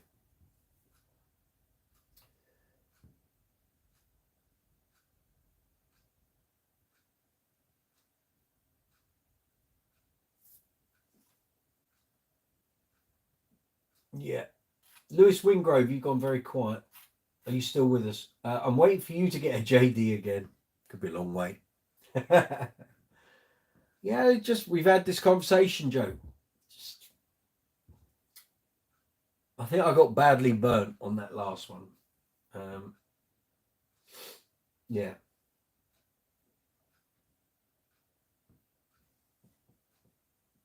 I can't tell you how happy I was the day I bought it for 275 quid. I really was like the dog with two bones that day. Woo. How can Mark King be wrong? Well, he wasn't, but he just bought it at the start of his career. He wanted an Alembic. He knew he wasn't going to get an Alembic with 500 quid. Dean Gordon, budget is a bit more up in the air. I did try a Mark bass mini and it was nice. Probably helps that they ran it through a Phil Jones bass cab in store. Okay, Class D. I mean, there's so many options. Everything's Class D now. Do you know what? One of the best Class D amps I've ever played was a Carvin. About 10 years ago, they used to stock them at Bass Gear in Twyford. And it was really great. It was really great. In fact, let me see. Did I do a review of it? I might have done. Bear with me a moment. Amplifiers, Michael. That's what we're after. There we go. Right. Let's do that. Right. Carvin. Was that it? That was it. Okay. Carvin BX500. I have a feeling that might not have been Class D, but let's have a look. Oh, it was, you know. Oh, yes. A Carvin BX500 was amazing. How much was that? Make it bigger. There we go. Okay, so this was back in not 19. Michael, you're talking rubbish. God, it was 2009. Where the years went. So this Class D amp, you could have it as a rack-mounted version, or you could have it as a standalone. It was 360 quid. Chances are you might well find one of them second-hand. Or you might even find one still. Let's see if they're still made. Carvin doesn't exist, but Kiesel is the spin-off company. So it's Carvin BX500.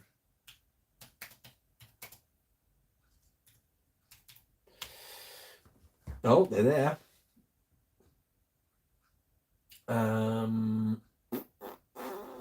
Looks like they're not. But you might find them second. Hey, there's one at Andertons. Let's see how much they're charging for it. Oh, products unavailable. Shame. I'll tell you what, I'll put the link into the live chat and you can click on this. You see what it looks like. If you found one of these second hand, snap the hand off. They sound amazing. Joe Goose, when I get my GA24, I'll lend it to you to do a review. Done. Yeah, so that was a great Class D amp. There's so many. I mean, Gens Ben's stuff, you still see that coming up second hand. There's so much Class D now, Dean. Pretty much the world's your lobster, you know. Sorry, world's your oyster. So it's a Arthur Daleyism. So it's pretty much what you want to spend and what you want sound wise and features wise. Clearly there's tons of Mark bass gear. Every company does Class D now, so you know, if you want something very small, maybe look at a Trace Elliott Elf. I've got one here which I keep as a backup amp. There. Yeah. So I've always got this in my gig bag, just because if my amp went down or my tone hammer on my pedal board went down, there you go. No, it doesn't sound like a classic Trace Elliott amp. Trace Elliott is now a brand name. It's owned by PV. So this is PV technology, not Trace Elliott. Trace Elliott logo, brand, all of that, it's owned by PV. But it's a great little amp, 200 watts. Really loud.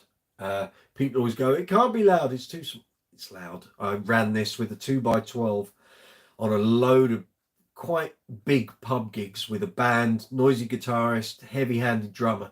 This thing blew them all away. They were saying, can you turn the bass down? It can keep up. Don't worry about that. So if you want something small, portable, and doesn't cost a lot of money, you can get these for about 200 quid second-hand. Trace Elliott Elf. And the best bit, it fits in your back pocket. Just like that. So if you're doing a gig with some rather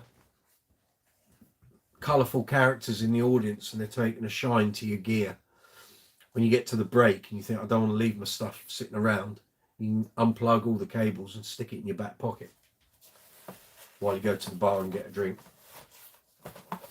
Comes a very nice little hold-all bag as well. Very good.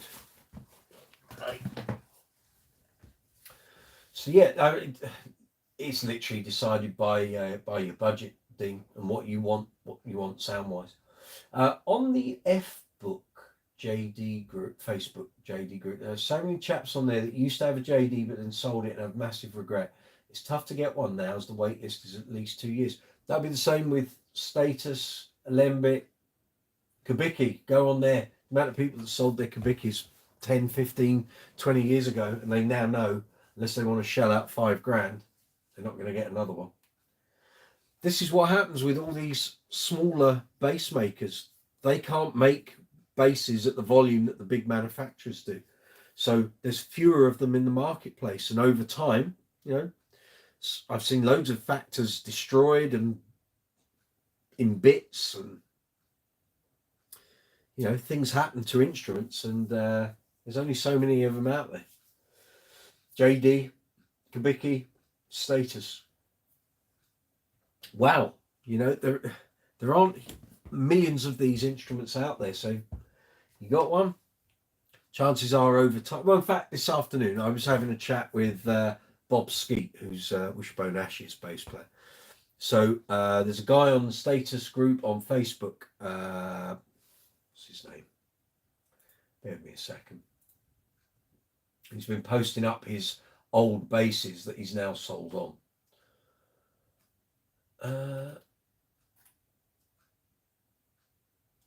What's his name? Bear with me.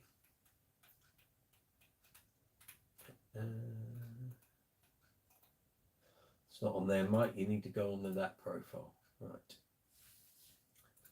Trying to find his name. Herman Eckholt. He posted up a fretless that he used to own. And I looked at it and I thought, I swear that's Bob's old bass. So Bob used to own a fretless Status that had, God, was it Zero Coat? I think was the fingerboard. And it was a fretless from build, and it had the yellow pinstripe, walnut top, might have been mahogany core thing. Anyway, Bob sold it in 2005. He sold that and his old Warwick 5-string thumb in white that Prince played at the Brits in 1997. He sold both basses. Can't even remember what he sold the Status for. Probably 1,000, maybe not even that, maybe 800. I swore this bass was it. I said to the what was his name? Whatever I said his name was, Herman, what's the serial number? That looks really a lot like Bob Skeet's old bass. And he said, no, it's not. It was, he'd sold it like 20 years ago, but it was one of his old basses.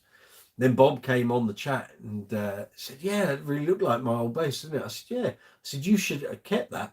I said, actually, I should have bought it off of you because now it would be worth really good money. And he said, yeah, I should have kept it, shouldn't I? Yeah. And I told you that at the time, but you didn't want to keep it. Bob's a great fretless player. Check out any of Toya's albums from through the mid-90s. Bob was the bass player on them. There's an album they did. I think it's an acoustic album, but he's playing fretless bass on it. It's outstanding. Bob's a great player. I haven't seen him for ages, but he's a great player. Dean Gordon, just been searching with you. That carving looks nice. It was great sounding amp, really. In fact, what did I give it in the ratings? Let's have a look, shall we? Ooh, it got good ratings, I think. Just enlarge that. 3.5 out of 5 for build quality. Probably because it had too many plastic fade. The EQ section is all little plastic buttons. I didn't like the controls either. Sounds 4 out of 5. Value for money 4.5. Yeah, for a £360 amp, 500 watts. Oh no, sorry, 300 watts at 8 ohms, 500 watts at 4 or 2 ohms. It weighed 2.33 kilograms, same weight as Charlie. What did I say? Small, lightweight, fully featured and very loud. And just look at the price. What didn't I like? The controls and sliders look injury prone. Only time will tell if they are up to the job. Overall, excellent value for money with plenty of power under the bonnet to deal with most live situations. Here we go.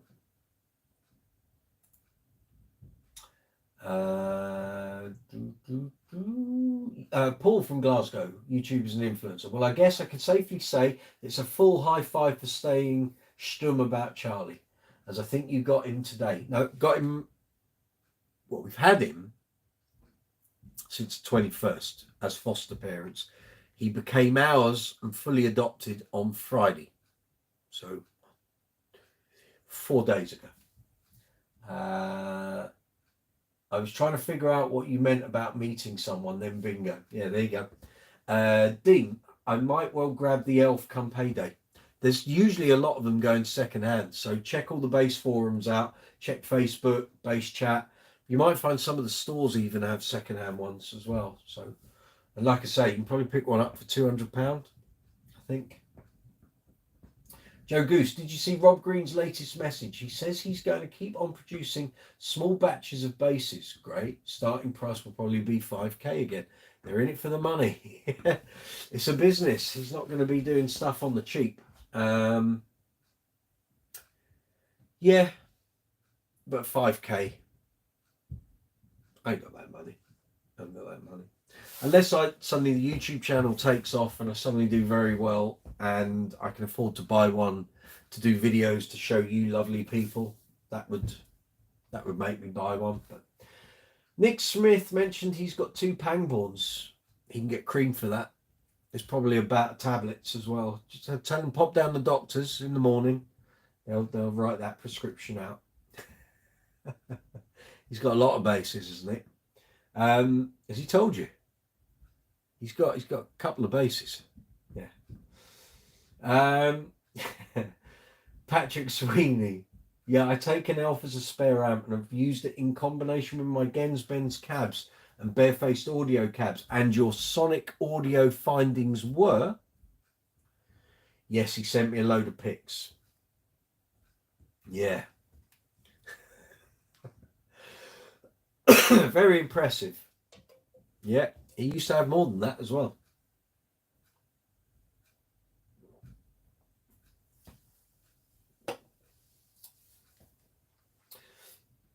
What were your findings, Patrick? Matching the Elf with the Gens, Bens and Barefaced audio cabs. He used to own Mark King's bass. So did I. Not that one. You know this, Joe. I owned Mark's Stingray 4.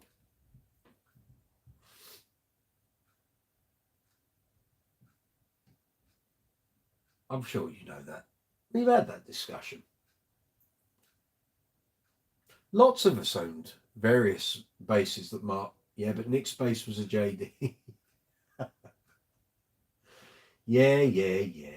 Yeah, and he sold it. And he regrets selling it.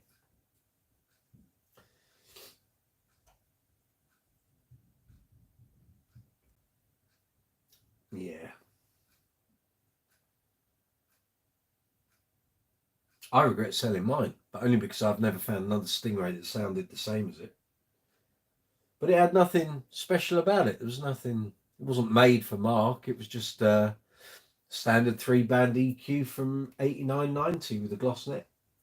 But you sold the Stingray, right? I did. I sold it to Morgan. He runs level42.com.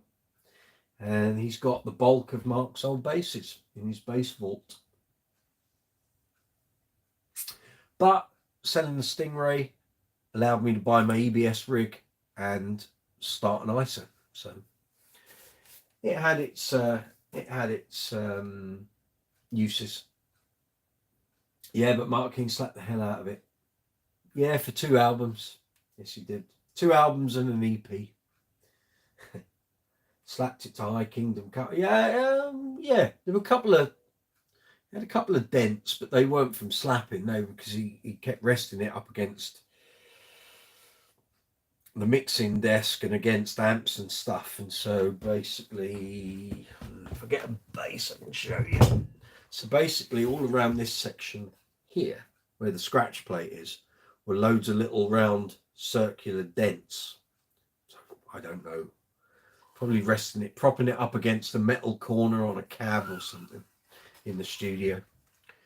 But it was fine, and it played really well, and it sounded really good. But yeah, in the end, I let it go. Martin, apologies, but I need to bail early tonight. No problem, sir. I have a busy day with an early start tomorrow. Thanks for the chat. Good night. See you next week, Martin. Take it easy. Have a good week.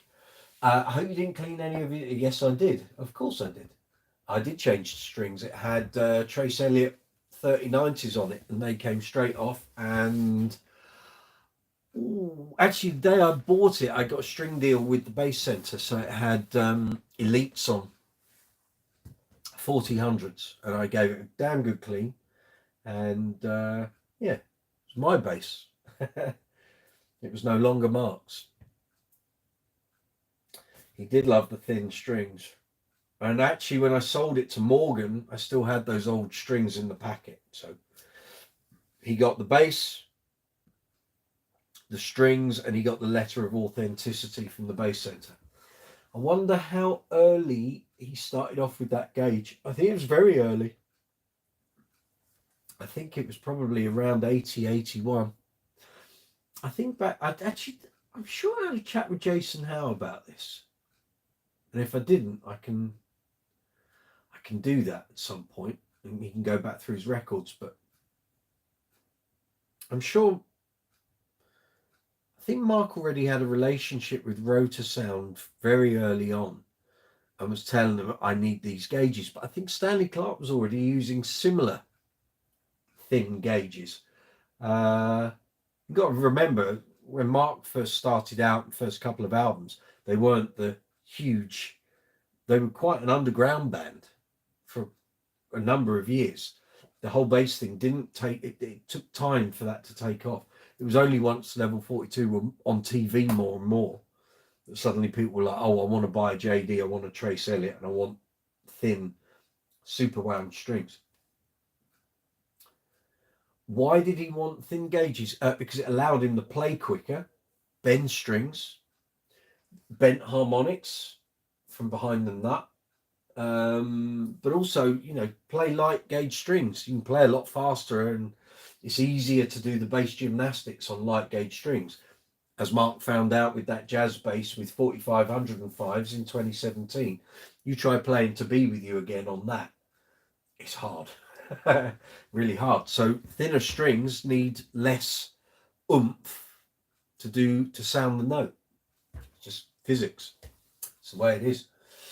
No, it's not conventional, but that was the time, wasn't it? Back in the late 70s, early 80s, bass histrionics were becoming a bit of a thing. Slapping was becoming a thing. Interest in bass. Lots of the 80s stuff had very full-on bass lines. So you have light gauge strings, sounds great.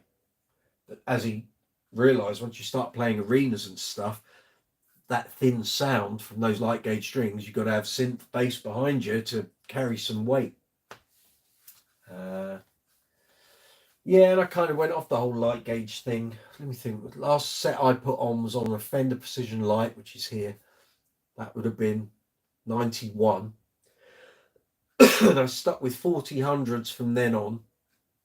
I put a set light gauge 3090s on the JD once.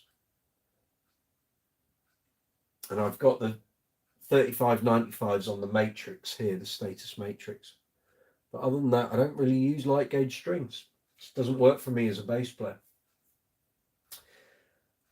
Patrick Sweeney, my Gensben Shuttle 6.2 amp blew a fuse on a gig due to dodgy venue electrics. Sounds familiar. And the elf was pressed into action. It sounded fab. Sounded great with the bare-faced. Normally an Aguilar AG700 though. Yeah. Joe Goose, did he play a jazz bass with 105 volt? Yes. So I did an interview with Mark in 2017. Let me get the link for you. You can check it out later. Bear with me a moment. I'll explain all. Here we go. You can hear me in conversation with that man. Here you go, Joe. So basically, Level 42 were doing a gig in Eastern Europe somewhere, and most of their gear didn't make it on the plane. It didn't get loaded on the plane. The plane took off, and it was still didn't get loaded. There was not another flight coming to where they were going. So he didn't have his bass. Mike didn't have most of his keyboards. Nathan didn't have his guitar. I don't know what happened with the horns. Luckily, Mark had a laptop with a USB stick, which basically had all the back-end tracks and the click tracks and everything, which they were able to use. But he always has a Fender jazz bass spec'd on the equipment rider whenever they're playing abroad. So if they're not in the UK and driving their own gear around, he will spec. So he'll take his own basses, and probably two basses, and there'll be a Fender Jazz at the gig just in case. Well, that was fine, but he didn't have any spare strings.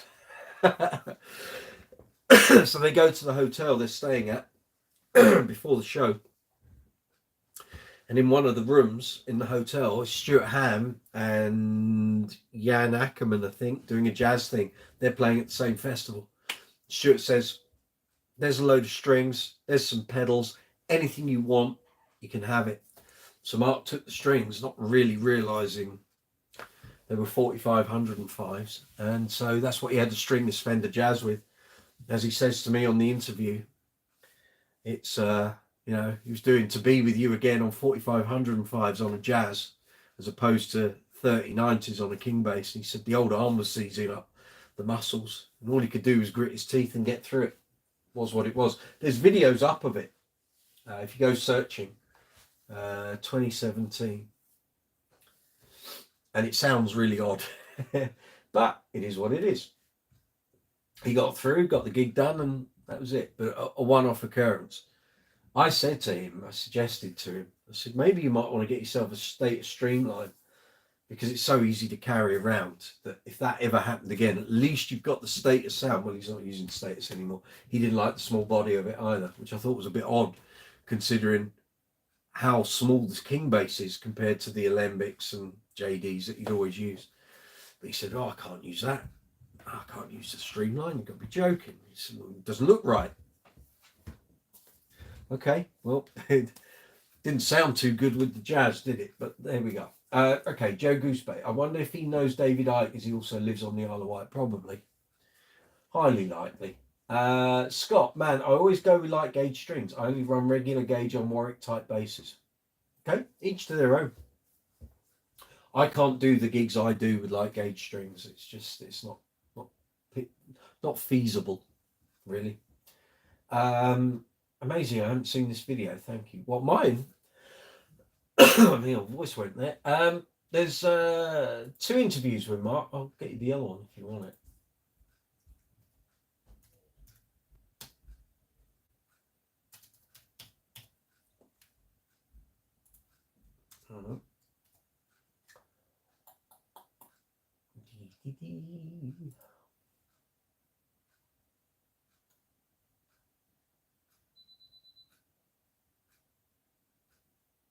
I think I've given you the...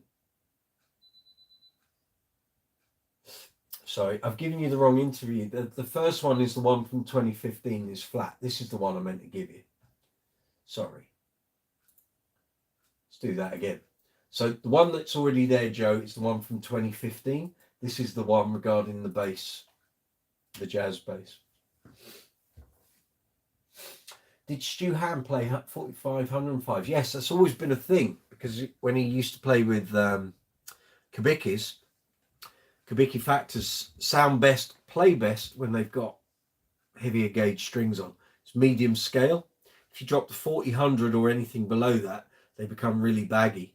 So the extra mass of a 45 to 105 set counteracts the medium scale.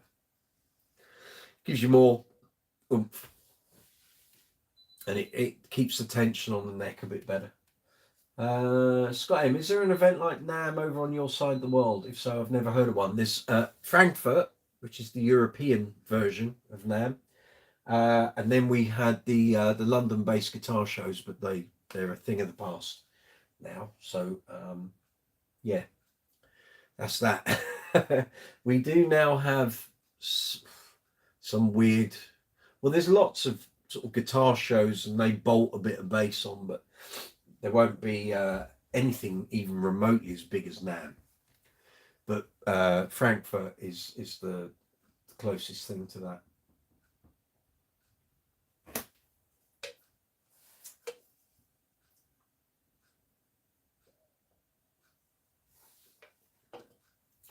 Yes, indeed.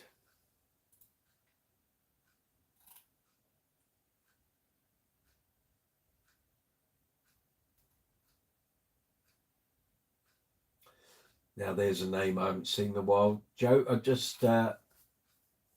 got the notification that you mentioned me in the comment of the chat you're having with Nick Smith. Paul Clifton. Now then, there's a name. I don't think Paul Clifton's ever attended a live chat here. He and I have never met, but his name is synonymous with buying lots of basses and selling them like within a month of buying them. And he's gone through probably more basses than I've gone through socks. He never keeps hold of anything. Like I say, I've never met the guy. His reputation precedes him. And yeah. I know he bought an Alembic distillate off of eBay last September, and then tried to sell it for about now I think he bought it for 2.1, 2.3. Tried to shift it for like nearly $3,000 about 2 weeks later. All he done was change the strings and wiped it with a cloth. And eventually sold it to some guy, and that guy's been trying to sell it on Facebook Marketplace for $3,000. I said to him, I know where that bass has come from. He said, yeah, I bought it off Paul Clifton. Said, yeah, I know you did. But yeah, you won't probably get $3,000 for it. Or maybe he has, what do I know? What do I know? But weird that a bass that was sold for 2-3 is now back up for 3 in that have been about 7 months. Just don't think basses accrue like that. It's crazy. Craziness.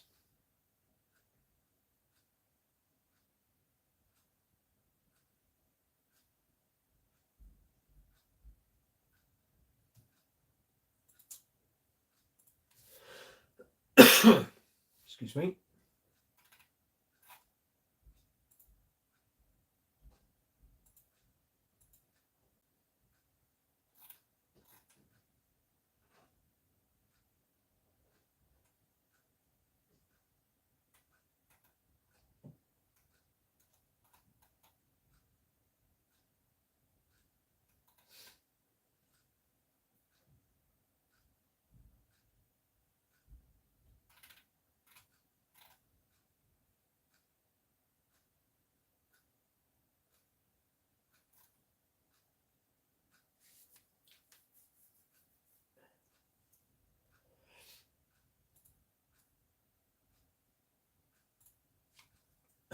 Joe, yeah, as soon as you see a bass you want, you have to buy it.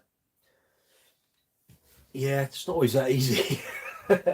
There's usually life costs going on. Otherwise, the scalpers turn up. Yeah. Didn't want the distillate. I didn't think it was in good enough nick. It was reasonable price at 2-3, but I don't think a bass appreciates by 700 quid in 7 months. It doesn't. No. It's got to be special to be doing that. Yeah, scalpers. Seems to be a lot of them about. The funny thing is, sometimes they buy them at prices which are the reasonable expectation, and then think just because they've bought it and put a new set of strings on, they can charge us like an extra grand or more. It's like, no. But if people are willing then to buy it, that's their lookout. But if you don't make your money back, do your research before. Dean, I'm looking to go heavier gauge. Band tune step down, then I drop the D to C as well for playability reasons. Just got Ernie Ball 130 45s on right now. Have you looked at a Digitech drop pedal? You might want to. Let me see. Where's mine? The other one I've got. Is that in there? No, I think it's in this box. Here, me a moment. Yep. Dean, you got one of these?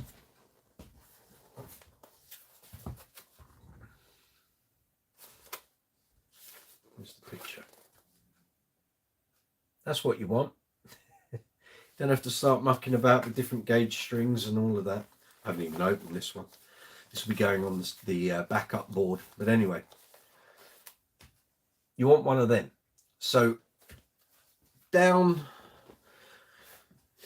up to about 3 or 4 steps, this works on bass. After that, it really only works for guitar from steps 5 to 8, apart from the octave effect. So basically, this allows you to set it to how many semitones down you want. You don't have to change the tuning on your bass. I use it for steps 1, 2, 3, and occasionally 4, but not often. It starts to sound too synthetic and you lose too much top end. Great. I wish I'd had one of these 30 years ago. They didn't exist then. But it's great. Digitech drop pedal. There'll be a review and a demo on the channel really, really soon. I've been saying that for like almost 2 years, but there will. Check them out. Or wait until I do a video. Gold dust. Honestly.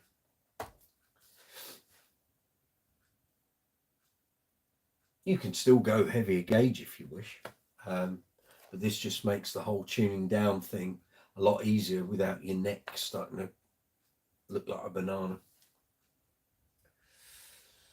Okay, where are we? It's 11:19. I think we'll do about another 10 minutes or so, and we'll wrap it up for this week, I think. So if you've got any more questions, any comments or suggestions or anything you want to talk about, stick it in the live chat window now, and we'll deal with it before we go in about 10 minutes time. So at past.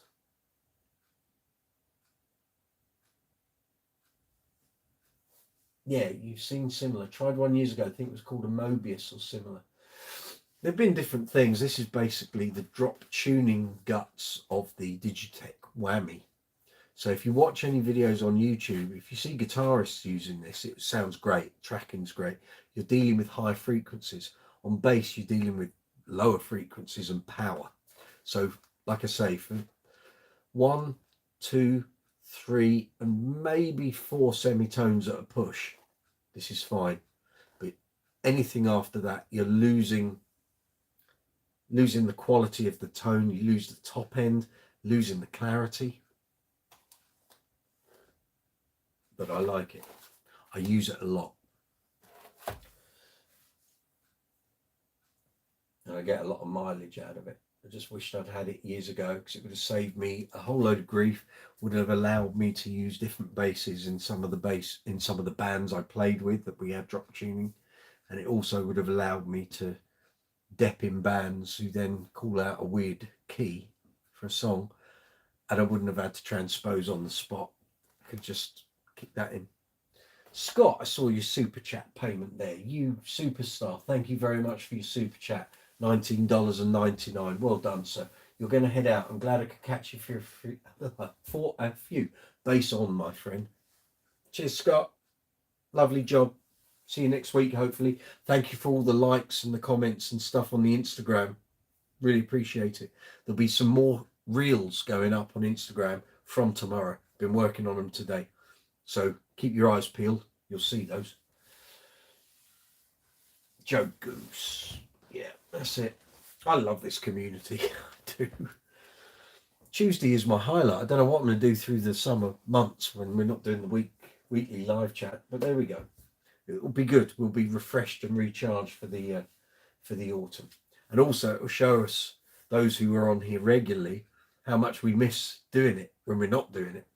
By the end of June, I'm sure all of us will be going, oh, thank God we're doing a live chat. Or maybe not quite like that, but you know what I mean. Will do. Nice one, Scott. Thank you. Thank you for your payments. You contribute regularly to the channel, so I really appreciate it. Thank you.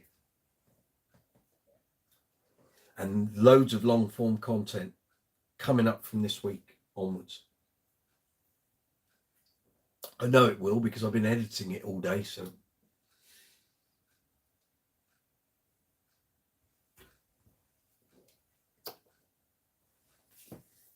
Hey, here's a thing, totally bass related. For some of you might know what this is, some of you may not have a clue.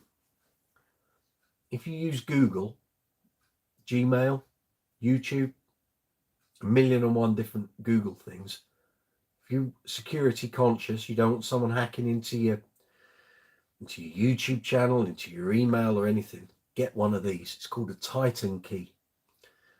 You can get them for PC, Mac, or your phone, your mobile. Basically, it's another level of security, so no one can make any changes to anything you have that is Google based without that key. Fabulous. So I've got it from my YouTube channel, my Gmail, everything else. If you don't have one and you've got anything that's got money tied up into it via Google, get one. They're not expensive. They're about £30. Very important. There's hackers out there. Get one of these.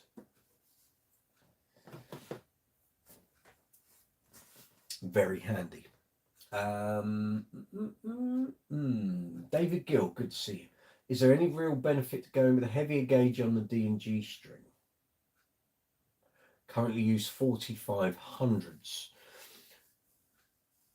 Okay, I think we did a bit of this conversation last week, but I'll go back through it. So every bass reacts differently to different string gauges. For years, I just wanted to put 4000s on any bass I played. But what I learned over time was that on a Fender, whether it's a Precision, a Jazz, or a Stingray, generally they work better for me with a heavier gauge, so 4505. If I put 4000s on, I get a lot of buzzing. It just doesn't sound as good, doesn't feel as good. Anything that's medium scale, go with a heavier gauge. Short scale, go with a heavier gauge. Once you start getting into the fancy end of things, you can start kind of, or graphite neck bases, that kind of thing. You can start playing around with the gauges a bit more. So, as I mentioned last week, I think, or if I didn't, I've mentioned it before on the channel. So I've got a Spectre Euro 4 LX here. So I strung this with 4000s and it was horrible. So basically the D and G, it was like playing a banjo. But the E and the A, so 180, worked great. I took this bass with me to Israel on a trip where I was using it for a month. I took a bunch of different string gauges. So when the 4000s wore out, I put another set of 4000s just to confirm in my mind that what I thought or how I felt about 4000s on this was correct, and it was, confirmed it. So I then put on a set of 4505s, which is what this is. The D and G suddenly were great, but the E and the A, I don't like it. It's all right, I can do it. I'd rather have 100, 80, 65, 45. So when I came back from Israel, at the time I was still with Picato strings. I got them to make up a load of custom sets. So I've got about 10 packs of 100, 80, 65, 45s. I have never put them on here yet. I haven't tried them, but in theory, that should be the perfect mix for this bass. Seems to work. Right, Mum. See you later. Big kiss and cuddle for Charlie. Yeah, beautiful little man. Yeah, exactly. Well done. I'll probably speak to you tomorrow. Thank you. So it depends what you're using a particular bass for and what sound you're trying to get, what the pickups are, what the circuit is if you've got an active circuit. But don't ever assume that when you find a brand of string, a gauge of string, or a material, steel, nickel, whatever, that's what you have to have on all your basses. You don't. And some basses work better with a different brand, a different gauge, a different metal. And there's, okay, it can be expensive experimenting. It certainly is for me with all these. But I kind of know what each of my basses sounds best with. So it just depends what each instrument is, what you're trying to do with it, what sort of material you're playing. So 4500 is a hybrid gauge. So you've got a heavier top and a lighter bottom. So it's kind of what works for you, really. Joe Goose, have you spoken much to Mike Lindup? Last time I spoke to Mike Lindup was at the Albert Hall in 2018. Haven't spoken to him since. He was getting, I remember chewing his ear off about getting a second version of Changes done, not knowing he was going to do Changes too. I remember saying to him, I love that album. I said, I've played it to death. I said, you never get the recognition for that album that it deserved. It didn't at the time. It did nothing, really. I said, I love if you did another one. And he said, oh, I've got some ideas. And that was about it. That was about the sum of that conversation. He's very nervous talking to people he doesn't know. I was nervous talking to him. He didn't really know who I was. And he shouldn't have known who I was. But he was stood there backstage, like not a meet and greet, but it was like after show thing. He was just stood there with no one to talk to. So I went up to him and had a chat. And yeah. Yes, I really liked Changes. I loved it. I wish the bass was a little more prominent. There's too much kind of DX7 and keyboardy bass things going on it as well. But there we go. Yeah. Okay, we're coming up to Witcher now, aren't we? Coming up to the end of the chat. All right, let me me get rid of that. So let's wind this down. We do it properly, like we do every week. Thank you very much to everyone on live chat 48. Really enjoyed this evening. It's been great. We'll do it again next Tuesday from 8 o'clock. Same time, same place. Keep sending me suggestions for people you'd like to see here on the live chat. So I will see what I can line up for the 50th one, and we'll see where that goes. Feel free to check out the merchandise links in the description box. Affiliate links are there as well. Thank you for all the likes, all the comments, everything on all the videos over the past week. I really appreciate it. Subscriber numbers are up. Everything's up. Still got the green arrows. Channel's moving in the right direction. So can't do it without you guys. You make the channel what it is. I just produce the content. So thank you very much for all that. So everyone here on the live chat tonight, thank you. Hopefully see you again next week. If you want to get hold of me during the week, social media, Facebook, Instagram, Twitter, Be Real, Reddit, Quora, TikTok, Discord. You can contact me by email if you need to, brooksysbasecorner2020@gmail.com. I think there's anything else. That could well be it. So on that note, as we go, it's 11:31. Guys, have a great week. Look after yourselves. Enjoy your bass playing. If you've got gigs coming up at the weekend, have a cracker. And I'll see you again next Tuesday, same time, 8 o'clock. Here, London town, Brooks's Bass Corner. Take it easy. See you then. Bye-bye.